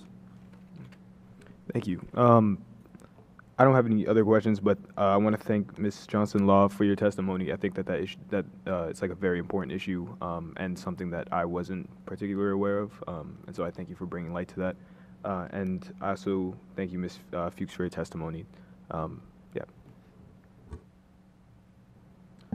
Thank you. Representative Washington. Thank you all so much for coming out to testify, especially on these super important issues. I think I have a few questions for everyone, but first I want to especially thank you, Ms. Johnson-Law, for bringing that issue about special education students with OST programming to the table. I've heard a lot of opinions on OST, but I've never heard someone actually advocate for special education students, and it means a lot to me as a special education student, so thank you for doing that. Starting with Mr. Goldstein, my question was similar to Representative Villaflor's. I was wondering how much those peace curriculums might cost and how much money I guess would be ideal for teachers to have. Yeah. And then should those educator wellness trainings replace the SEL trainings that OSSE is trying to allocate funds for, or should it work in conjunction with those? You know, I don't know what their plans are now, so maybe they'll hire Peace of Mind themselves to do some of those trainings or other people who are well qualified to do it. I just think we need to make sure. So I think we need your attention on the implementation of this and not just the vote to pass it tonight, which I support, but then we need to make sure that money is being used in a way that actually supports teachers in the schools. So actually we did a cost estimate with them to figure out how much would it be for every teacher who wants to buy it, to buy that curriculum and get trained in it, and it was $250,000. That was before this OSSE budgeted that exact amount in their budget. I don't know if there's a reason they budgeted exactly the same amount, but that's what we were asking for, was $250,000 for teachers to get the training and to get the curriculum. So again, we want this at the schools and not just centrally. Okay. And then for Ms. Fuchs, I know you mentioned there are millions of dollars being allocated to, you said 300 specialists who don't even work in DC schools. Do you know what those specialists are supposed to be doing, or at least some of them are? I mean, it's all sorts of stuff. So obviously I'm being a little facetious, though honestly I am kind of firm on the 85% number. I'd go as high as 90 given the opportunity. But basically things like curriculum specialists. So there's a bunch of social studies specialists. We have a 7-person social studies department in central office. If you went to Fairfax, it'd be 1. They serve 5 times as many students as we do. Why do we have 7 for a curriculum I refuse to touch because it is racist, and they have 1, right? It just doesn't make any sense. That's one example that I just have to deal with. There are so many others. 300. We serve 55, 70,000 students now, maybe 90. Like, it's just outrageous. That's just one. I also had another question. This is mainly on my ignorance on the subject, but what are the specific functions of the DCPS central office? I mean, that's kind of the question on the table, right? Like, because right now the ethos seems to be they come up with the solutions to save our schools, right? To fix inequities and do all these things. On my end as a teacher, what I see, not so much for me because I'm not a tested subject, but like counselors, social workers, others are doing endless paperwork instead of actually doing the job, because there's so many people sending them things that are often contradictory and they don't talk to each other. So they're just like sending reports everywhere. So they keep hiring more people who don't work with kids at the school level, basically to do the principal's reporting job. And I get it, he doesn't want to do it, but like, come on, this is getting out, it's just out of control. So, Thank you. Representative Yarkin. Hi, thank you all for your testimony. Every single testimony was very interesting, but my question is directed towards Ms. Fuchs. I'm very sympathetic to your plight. My school, School Without Walls, is going to lose teachers this year, and I think thanks to the help of Representative Goulet's spreadsheet on his X or his Twitter, I think our deficit was something like $200,000. And so hearing the number, the millions and millions of dollars going to central office is pretty jarring when our deficit was, comparatively so small. I think, I assume by the virtue of the position, everyone here cares more about the students than DCPS central office, and I want to know what can be done. A lot of School Without Walls students went and testified in front of City Council, but a lot of times that feels kind of empty. I want to know, what can the people here who all care deeply about the students, and I don't know if you care about DCPS central office much, but what can we do? yeah, I wish I had an answer, because honestly, like, I cut and paste this testimony like probably every 2 to 3 years. So I clearly don't have a lock on it, because this has been an ongoing battle between me and Central, and they just get bigger every year. It's bigger than it was last year, it's bigger than it was the year before, right? Every time they say they cut it, they then turn around and later it's bigger than it's been. Maybe this year, with the loss of some federal funds, that will finally change, but it won't change enough. So I mean, I think it's really just trying to figure out how to get Phil Mendelson to see that, like, the line items he's cutting to try to get money back to our schools, right? He's not going after the right ones. He's going after stuff that actually also goes into our schools. So that's the part that seems frustrating, and it's now setting up this showdown between the mayor and Phil, who frankly are on the same team, they just don't want to admit it, that isn't addressing the real issue, which is this overburdened personnel problem that we have at Central, that no one wants to touch. And look, I'm a union person, I don't want people to lose their jobs. They can come work in the schools if they want, they don't want to, they'll leave. But like, whatever, they could come work in the schools. Like, we need people in the buildings, not downtown. So, I don't know, it's just trying to get through to Phil Mendelson, but once he gets something in his head, I don't know that he can get through. But that'd be my, so what we got right. For this year, that's what we have to try to do. Thank you. Representative Kelly. Thank you all for your testimonies, and shout out to Ms. Johnson about your speech about inclusiveness. I really appreciate it, so thank you. I don't have no questions either. Thanks.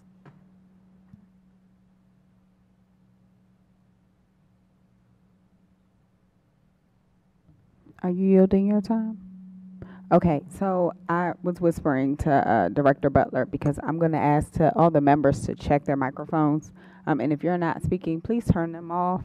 We're trying to figure out where the humming is coming from. I tried to turn it off, but it doesn't actually turn off. Yeah, those don't turn off. Yeah. So, That's why I was trying to like turn it away, just to be like. so let's have members do their part, and if they're not talking, turn their microphones off, and we'll do our best. But thanks, everyone. Representative Chang. Ms. Fuchs, what is the reaction or response that you've gotten to date, given that you've been sharing this testimony to different decision makers at this point? Well, I'm saying, like, I literally in 2018 went through the entire HR records and tweeted them one at a time. It was over 900 tweets. I scheduled them one a minute. It was a really epic day.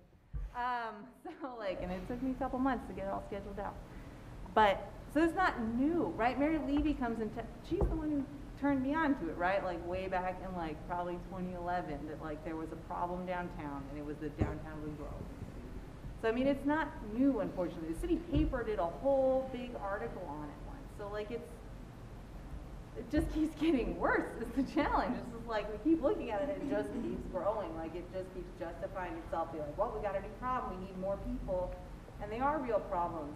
And they're real people trying to solve problems. They're all fine people, right? I know they all hate me because I come here and try to get them all fired. But, and I get it. It's just super frustrating because it's just not landing in our schools, right? We've been doing this for 17 years. It's 17 years of this. Like, there's no movement. In fact, there's movement the wrong way. So it's like, what? When are we just going to decide, like, no, we got to invest in schools? And, you know, the answer is not today, but you just have to keep trying. Like, it's just like, we keep looking at these numbers. The HR records are there. They are public. They're not fun to access, but they're there. Do you know of a jurisdiction or a school district that has prioritized more efficiently or effectively? Honestly, all the ones around us are smaller. They're literally smaller, not even just per capita smaller, right? And they all serve far more kids than we do, far more. So I mean, anyone around us is more efficient, all of them. I did it once. In 2018, I went and looked at their records too, because I was really on care that year. This year, I did not have the time. So I don't know what had to change, but probably some. And what was the response then, and what response are you getting now? I think everyone just thinks I'm nuts. I don't know. I think everyone thinks I'm crazy. Like, it's not like I say things very intensely, but I'm just trying to get a point across. Like, it's untenable. And like, that doesn't even get to then, like I said, like even our schools now are acting like mini central offices. When I started, I had a principal and a business manager. I have a principal, like a strategy and logistics manager, this, you know, like, where'd all these adults come from? Like, yeah, they're nice, I like them, I don't want to see them lose their job, but what are they doing? I mean, they're doing paperwork for downtown. It's like, what is happening? Like, then we're cutting t-shirts? Like, why? Like, now they have to put percentage caps on admin in schools. And our school still got an extension for it. And, like, we're over the cap. It's like, what is happening? Like, I don't know. We try to raise the alarm. It just doesn't, it's not aligning. What goes directly to kids is not being prioritized. And so we're dumping a ton of money down a black hole that just isn't getting us results. If it was getting us results, I would be here. Like, but it's not. Thank you. We got to revisit.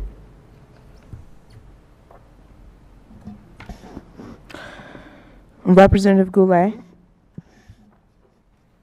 I want to thank you all for coming out. We had a light night tonight with public testimony, but I don't know if the staff keeps stats on this, but you may be the 3 people who testify at the most SBOE hearings. So it's like the finale. We have the all-star team panel up here for public testimony. So thank you all for coming out on a night where a lot of people maybe be watching the council discuss education right now, or maybe they just didn't, you know, we solved all the issues with SEL, so they didn't feel they needed to say anything else. So thank you guys for coming out. Really great testimony tonight. Ms. Fuchs, I'm actually really interested. I was looking through about the testimony you gave about Central.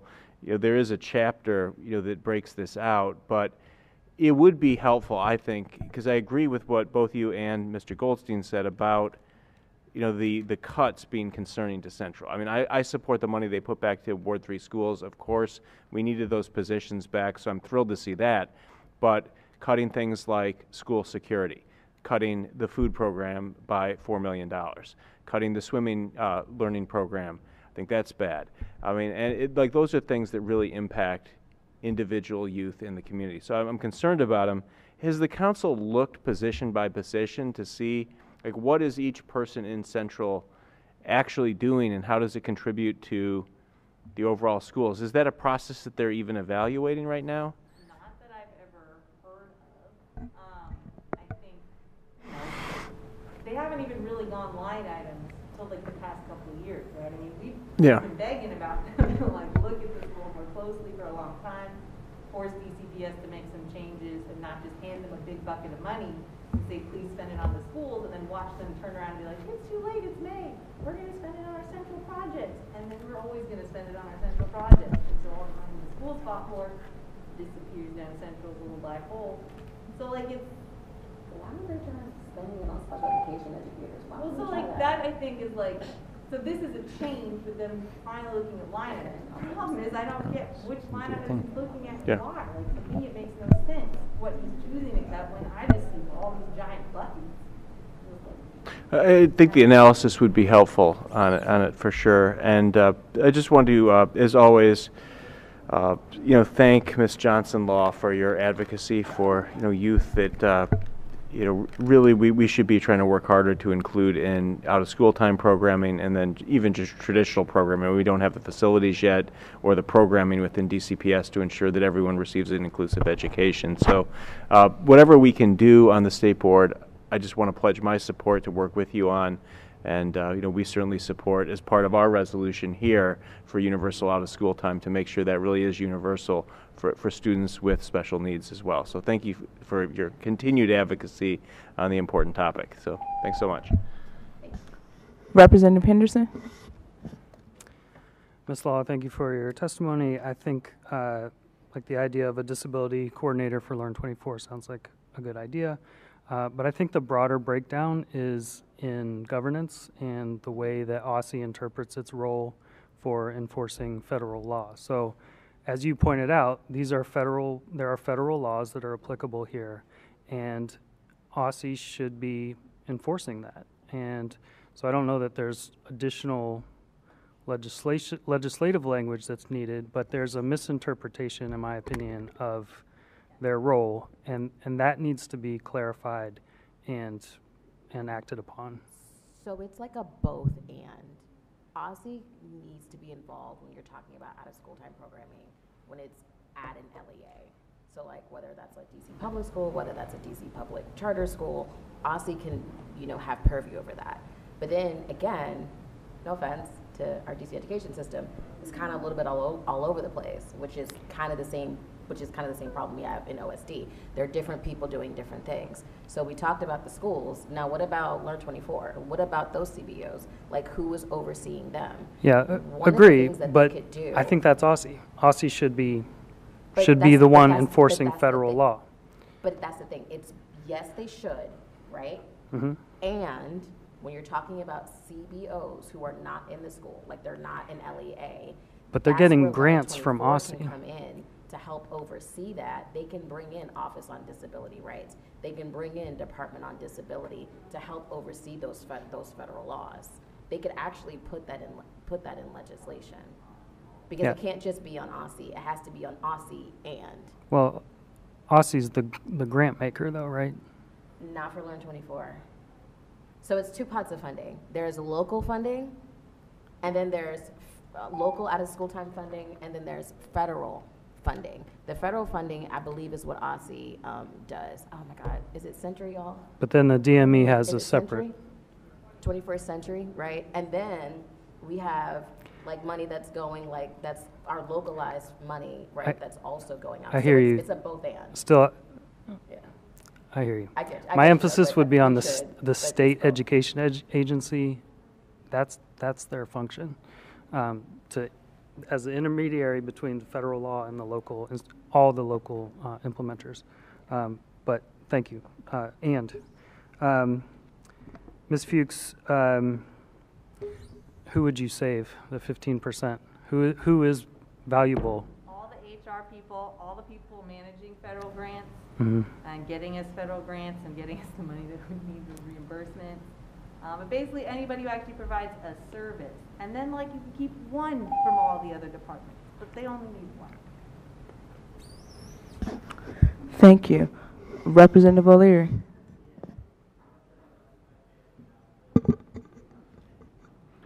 Do you all know what happened? Did the schools use all of their ESSER money?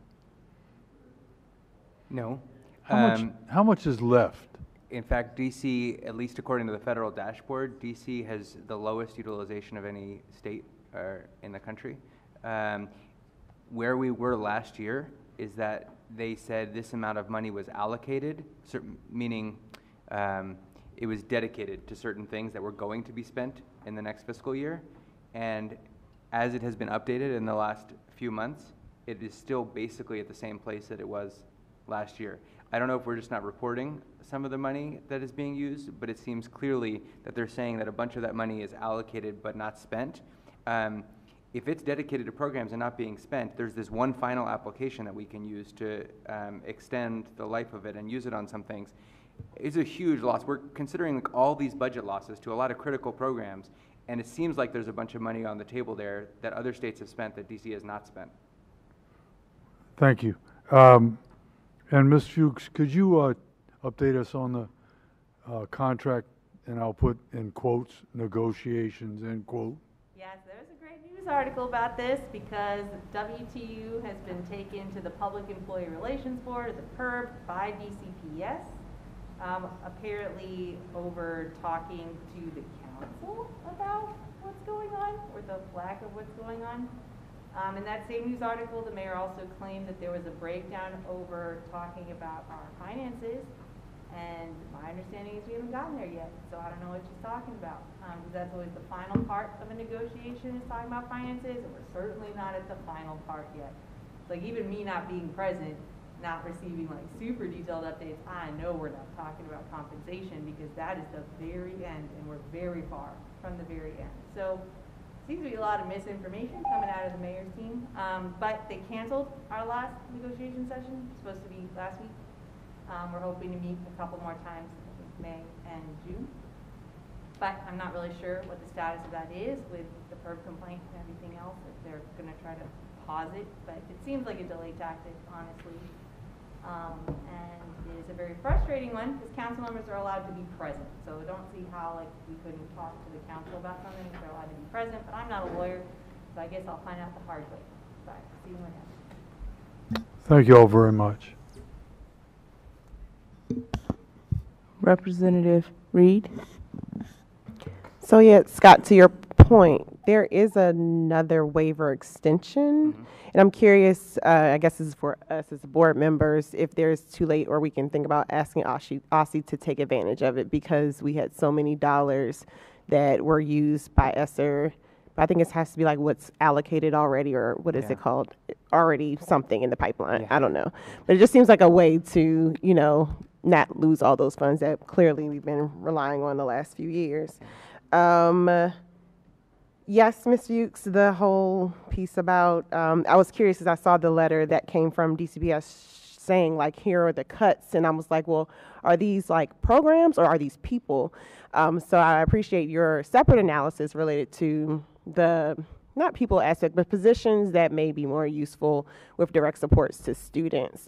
And I say that as a person who sat in meetings where I'm like, you said one sentence, why are you another director manager? And then there's a director here for one small program that may only serve 1,000 students. So I totally get that. But also realizing there are people behind those positions. And, you know, we want to make sure that folks are supported financially because you need money to live. Ms.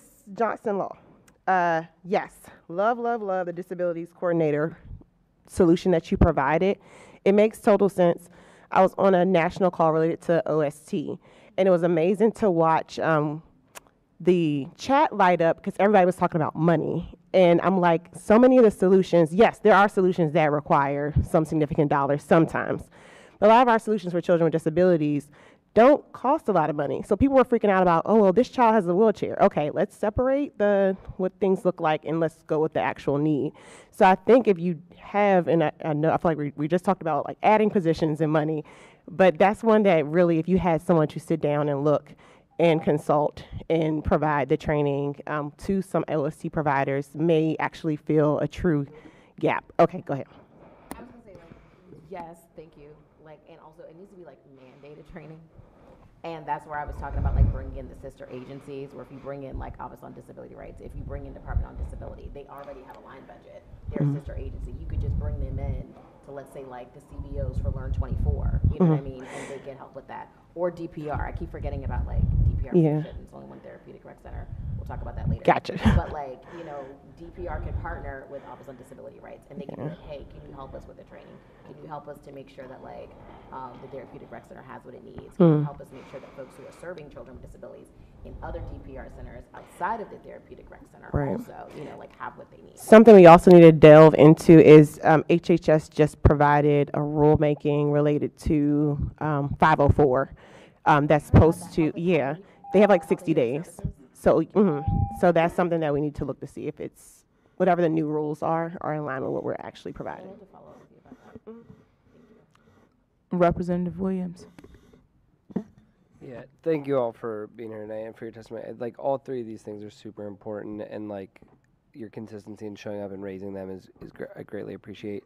Mr. Goldstein, I want to start with you, just in thinking about, you know, kind of what's going on with Central and how things are playing out with the council. Like, what do you see in terms of the clarity as to how we can get more precise on figuring out where the money is going with particular line items and how the process works?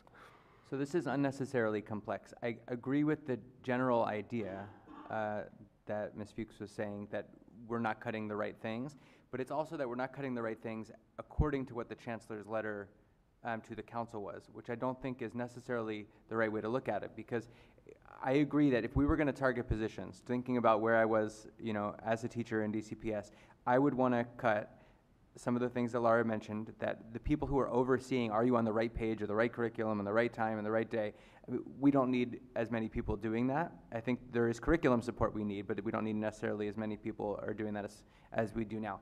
I think the problem is that I think the chairman is right in many ways, that the budget is so opaque from the DCPS point of view. You don't actually know. It's very difficult to actually cut those positions without cutting other things. So what's happening is, I think the chairman is taking big chunks out of the central office budget, and then after the fact, DCPS is saying, you cut this program, and it's not that he actually cut the line item for that program, it's that they're saying, if you cut that much money, we will have to cut these programs, and they want it to be painful cuts, because if they're painful cuts, it makes the point for them that this is not a good process and the chairman shouldn't be pursuing this approach. There's a lot of politics to this back and forth.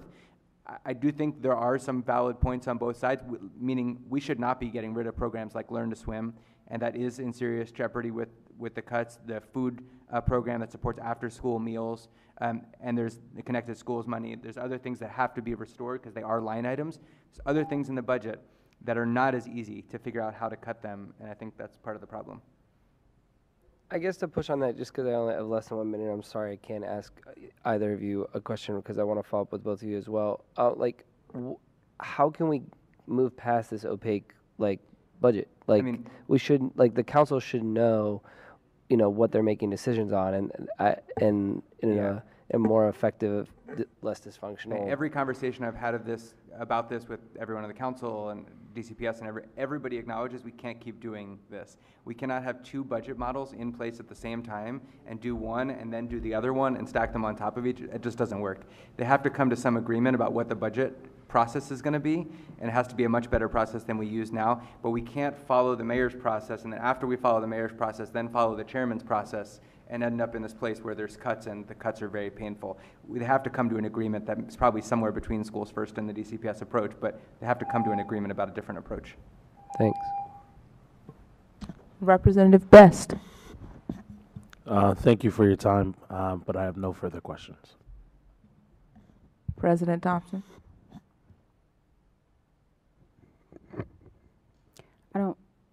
I don't know if I have a question. I feel like I'm only left with comments at this point. Random series of thoughts from President Thompson. I used to run an out-of-school time program. So I hear you, LaJoy, on the mix of the funding. I did, part of my funding was 21st century, but then part of my funding was straight up philanthropic. And that's a whole different kit and caboodle set of things when we talk about money going into schools and how many different ways there are to skin a cat, because my program was actually run out of a DCPS school. And so I also understand that there's an element to the budget and transparency about funds that actually never touch DCPS or schools in the first place. Because I will, transparently speaking, one of the reasons I remember working with the principal to say, okay, we're going to directly implement this program and actually not send it into central office because the school might not get it. It will be too long. And so those were services that went through the school that never, ever showed up on a DCPS budget. And I will stand by that. That was the right thing to do because it served kids directly and it meant that the services were timely. But I also know that even if you are doing your best to try to understand what resources are going into schools, there are going to be some things that just aren't showing up on the books.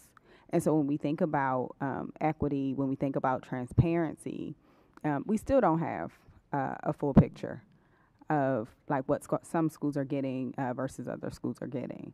I don't know, and I'm happy to follow up with, switching gears, Superintendent Grant about, because I am trying to better understand the implementation of the SEL. And what that looks like and the supports and the opportunities for that. And I think that has to be an ongoing conversation with OSSI. I also totally hear you, LaJoy, on just like the SPED concerns in as far as equity and access and out of school time. But I can also appreciate what you're saying about it's not just like the only lever to pull isn't OSSI. Because everybody, like, and that doesn't mean we shouldn't pull the OSSI lever. And I don't know if I would have that perspective had I not actually run out of school time programming. It's like the LEA. It's like Yeah. the LEA it's DP, also DPR. Sometimes. You It could be DME. It could be, right, it's you could be so funded many by family different foundations. It's a whole host of things. And so I appreciate the testimonies. I do think they're different topics, but they're important topics. I'm sure we will look forward to seeing all of you again, if not next month, then soon after. So thank you. President Thompson, that concludes the list of public witness for this evening. Thank you all so much for your testimony. Thank you. I again want to thank our public witnesses for their testimony tonight. We do sincerely appreciate it. We actually have a few votes on the record for this evening. We are now moving on to vote on 5 state resolutions. For each, I am going to look for a motion and a second for each resolution, followed by Director Butler reading the resolution into the record, unless someone wants to waive it, because I know that's coming. And once the resolution is read into the record, we will have member discussion or statements before roll call votes are conducted. The first resolution before us is State Resolution SR 24-11, supporting the adoption of DC's social emotional learning standards. Is there a motion? All right, is there a second? Second. I think I heard it moved by Representative Williams and seconded by Representative Reed. Director Butler? Can we make a motion to waive the reading of it at this time? Is this appropriate time? All right, I move the motion to waive the reading of the resolution. All right, is there a second? Second. I'm not quite sure if that was a second or a third, but I'm assuming we need to vote to waive the reading. All in favor of waiving the reading? Aye. Any opposed? All right, motion carries. Director Butler, we do not need you to read the resolution into the record. I am going to turn for the Student Advisory Committee for their statement. The Student Advisory Committee is in unanimous favor of the resolution, having no additional recommendations. Thank you, Representative Washington. Is there further discussion on the resolution?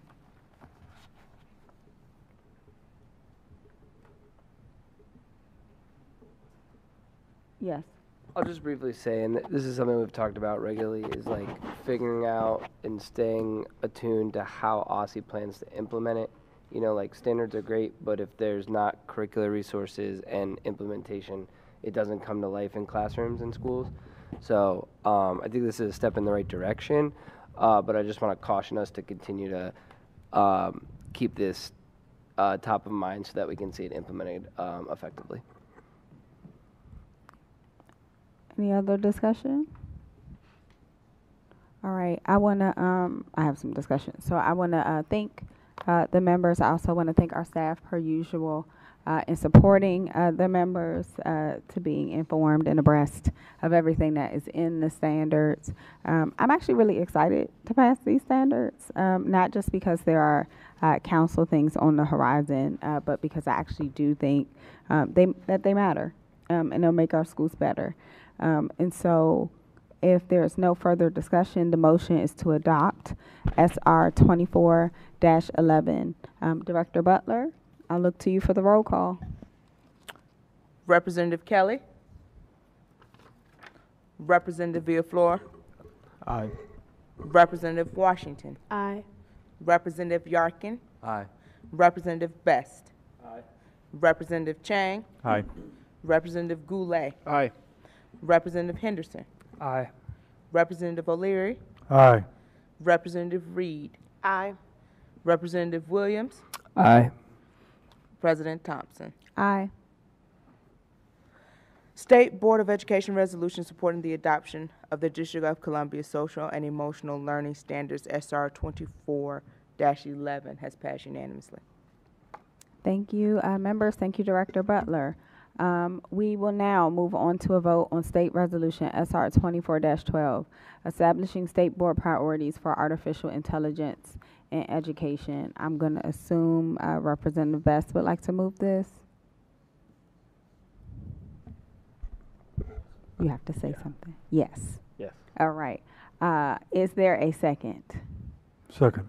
All right. Thank you. The motion has been properly moved by Representative Best and seconded by Representative O'Leary. Director Butler? Can I move a motion at this time to waive the reading of the resolution? Yes, you may. Is there a second? Second. All right. It's been properly moved and seconded. All in favor of waiving the reading? Aye. All right. Any opposed? Sounds like the motion carries. Instead of the reading, I'm going to come back to the Student Advisory Committee for a statement.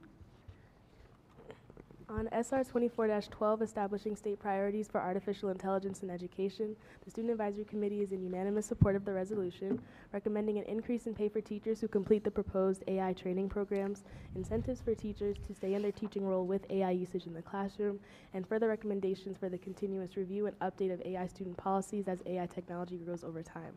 The Student Advisory Committee wanted more information about what the educator trainings for AI usage may look like and who would be administering the trainings, and additionally, in terms of any online data collection, the SAC recommends the utilization of a by-use notification program for users and anonymization of users by default. All right.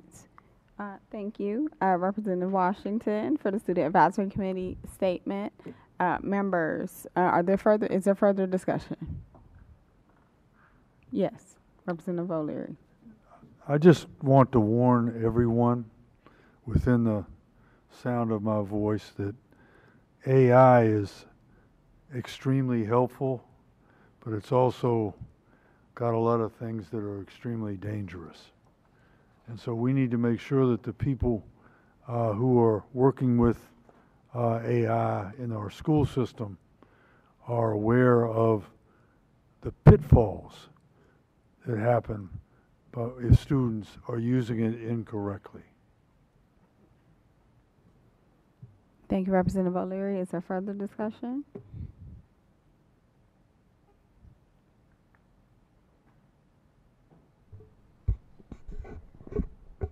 Okay. Hearing none, I'm going to thank Representative Best for being consistent and diligent in making sure this issue has been on top of mind for us. And I am going to call for the vote. The motion is to adopt SR 24-12. Director Butler, coming back to you for the roll call. Representative Kelly. Yes. Representative Villaflor. Aye. Representative Washington. Aye. Representative Yarkin. Aye. Representative Best. Aye. Representative Chang. Aye. Representative Goulet. Aye. Representative Henderson. Aye. Representative O'Leary. Aye. Representative Reed. Aye. Representative Williams.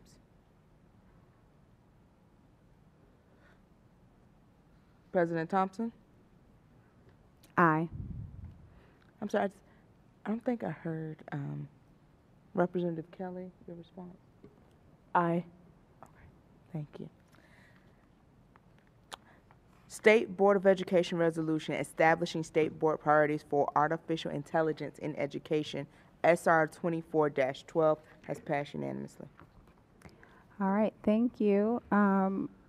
We have now SR 24-13, recommending a greater commitment to dual enrollment programs in the District of Columbia. Is there a motion? So moved. Is there a second? Second. All right, the motion has been properly moved and seconded. Director Butler, yep. Is anyone going to interrupt me for a reading? Oh, yes, I'd like to move a motion to waive the reading of the resolution. I figure, okay. Sorry, I was... No worries. Is there a second to waive the reading? Second. All right. All in favor of waiving the reading of SR 24-13? Aye. Any opposed? All right. Motion carries.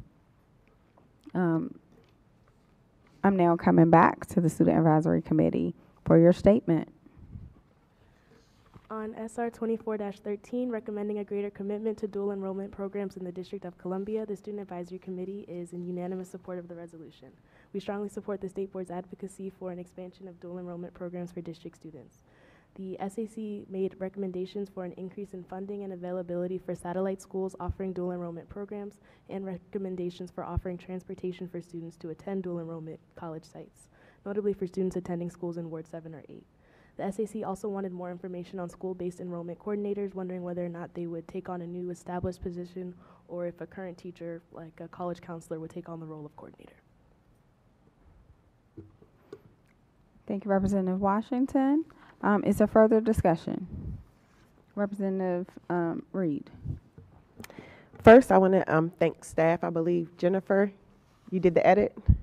Thank you for how you edited to incorporate the thoughts related to how we look at the need across LEA, so I appreciate you for that. I am happy that Representative Patterson took up this resolution. I know we were trying to squeeze a lot into the report card and our accountability framework, and this was one of the ones that we couldn't sneak completely in there, I don't think. So I'm glad that we took up a separate resolution so that we could, flesh this out and think about it more holistically.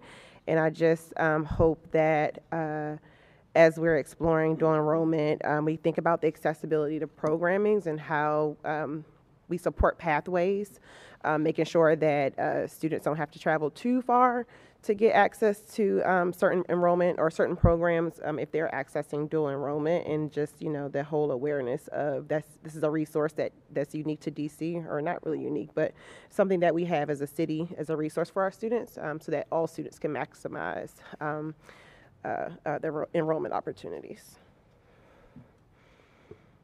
Thank you, Representative Reed. Is there any further discussion?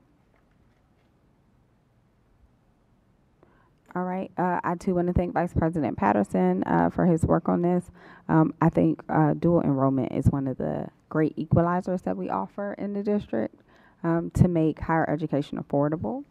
And I think it is vitally important that folks, especially students in 7 and 8, but everyone, have access. One of the things that I do think we also need to push around is to make sure, just as we call for the programs to be present and more equitable, that folks know they're out there. Because almost every year, people don't even know that we have the amount of dual enrollment programs we have, and oftentimes those seats go unfilled. And so I'm hoping that we too at the board can share some of the information with our constituents, because it's great to put a program out there. It's better if folks can take advantage of them.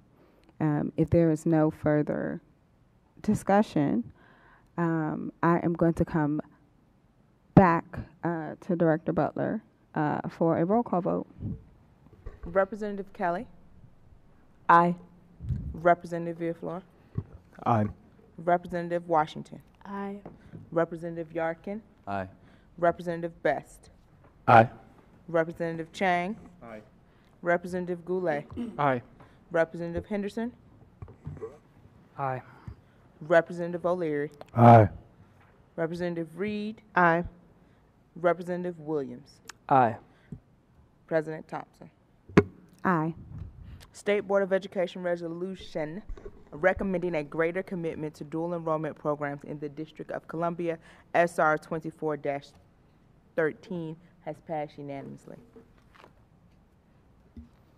All right, members, we have 2 more resolutions. We're running the corner.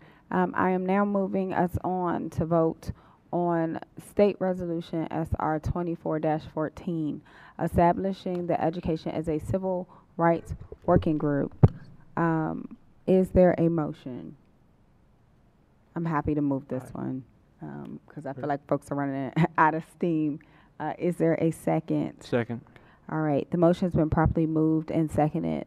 Madam President, could I move at this time a motion to waive the reading of SR 24-14? Yes, you may. Is there a second? Second. All right. All in favor of waiving the reading of SR 24-14? Aye. Okay. Any opposed? Motion carries. Director Butler, we're not reading the resolution, so I'm coming back to the Student Advisory Committee. Oh, I'm not coming to the Student Advisory Committee. I'm used to coming to the Student Advisory Committee. We value your opinion, so looking forward to you weighing in on a thing in the future. If not the Student Advisory Committee, students, you are also happy to participate in discussion. Is there any member discussion?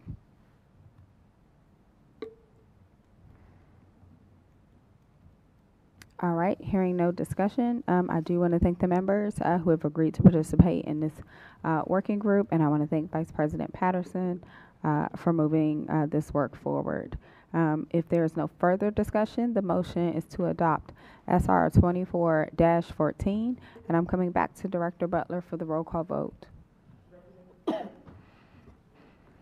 Aye. Representative Villaflor. Aye. Representative Washington. Representative Yarkin. Aye. Representative Best. Aye. Representative Chang. Aye. Representative Goulet. Aye. Representative Henderson. Aye. Representative O'Leary. Aye. Representative Reed. Aye. Representative Williams. President Thompson. Aye. State Board of Education resolution appointing representatives to wrong resolution. Establishing. State Board of Education resolution establishing the education as a civil rights working group, SR 24-14, passed unanimously. All right, thank you, members. This is our last vote for the evening. This is on State Resolution SR 24-15. And this one is on appointing representatives to external committees. Is there a motion? So move. All right, is there a second? Second. The motion has been properly moved by Representative O'Leary and seconded by Representative Goulet. Madam President, I'd like to move to waive the reading of SR 24-15. All right, is there a second? Second. Okay. All in favor of waiving the reading of SR 24-15? Aye. Okay, any opposed? All right, sounds like the motion carries. Student Advisory Committee members, you are welcome to weigh in on discussion because we don't have a statement from you on this one, but is there any member discussion?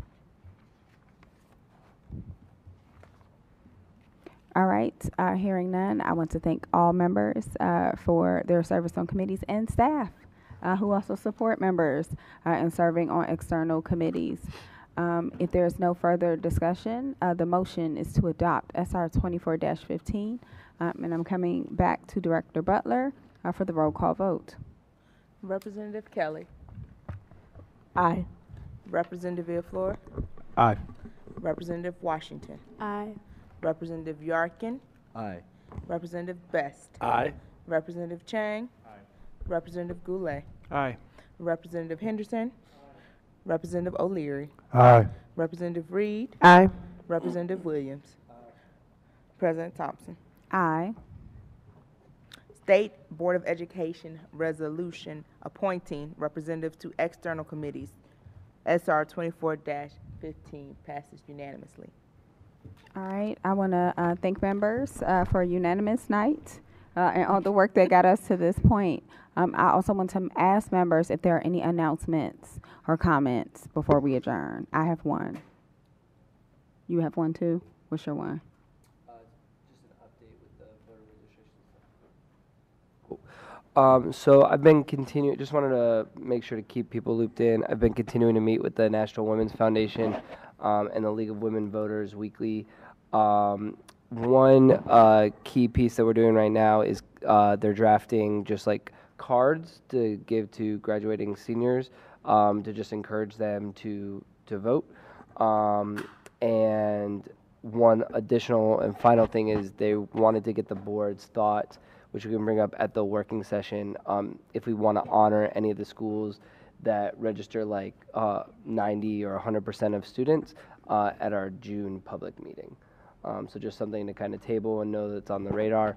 And the Board of Elections and OSSE have been both helpful recently in being able to measure what percentage of students at each school have registered to vote. So the logistics of that are being ironed out, but the communication has gotten better and is clear. Okay. Yes. I'd like everyone watching to vote on June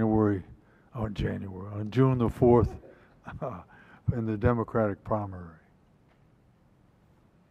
Anything Especially else? the students. Especially the students who are 18 or above. My one announcement is that the Student Advisory Committee applications are now open, and they will remain open through June 15th. And so I hope folks who are watching, I hope folks who are in the room who can encourage others, will encourage people to fill out the application for our Student Advisory Committee members and to be student representatives. We got to celebrate the seniors earlier this week. We probably owe them some more celebration because they do so much for us and they do such a phenomenal job. But folks ask us all the time, how do students get to participate on the state board, or how are they part of the committee? And now is the time. So I do encourage folks to go to the state board website. I encourage them to go to any of our social media. I encourage members to share and post because now is the time that the application is open. So that is my one announcement.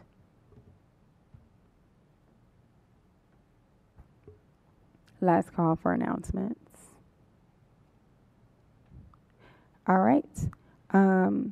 If there are no further announcements, I believe we are at the point of adjournment. So I do want to thank members, staff, and the public for their time and engagement tonight. We will convene our next working session on June 5th. And again, I'm noting that our public meeting will be on June 12th, which is the second Wednesday of the month, not the third Wednesday of the month, so we can observe Juneteenth. Again, I am reminding members of the viewing public that the June public meeting is held 1 week early. With no further business before the board, I will now welcome a motion to adjourn. All right, is there a second? Thank you. All of those in favor of going home, please speak up now. Aye. Yes. All right. Any opposed? You are outvoted. This meeting of the DC State Board of Education is adjourned at 7:50 p.m. Thank you, everyone. Thank you.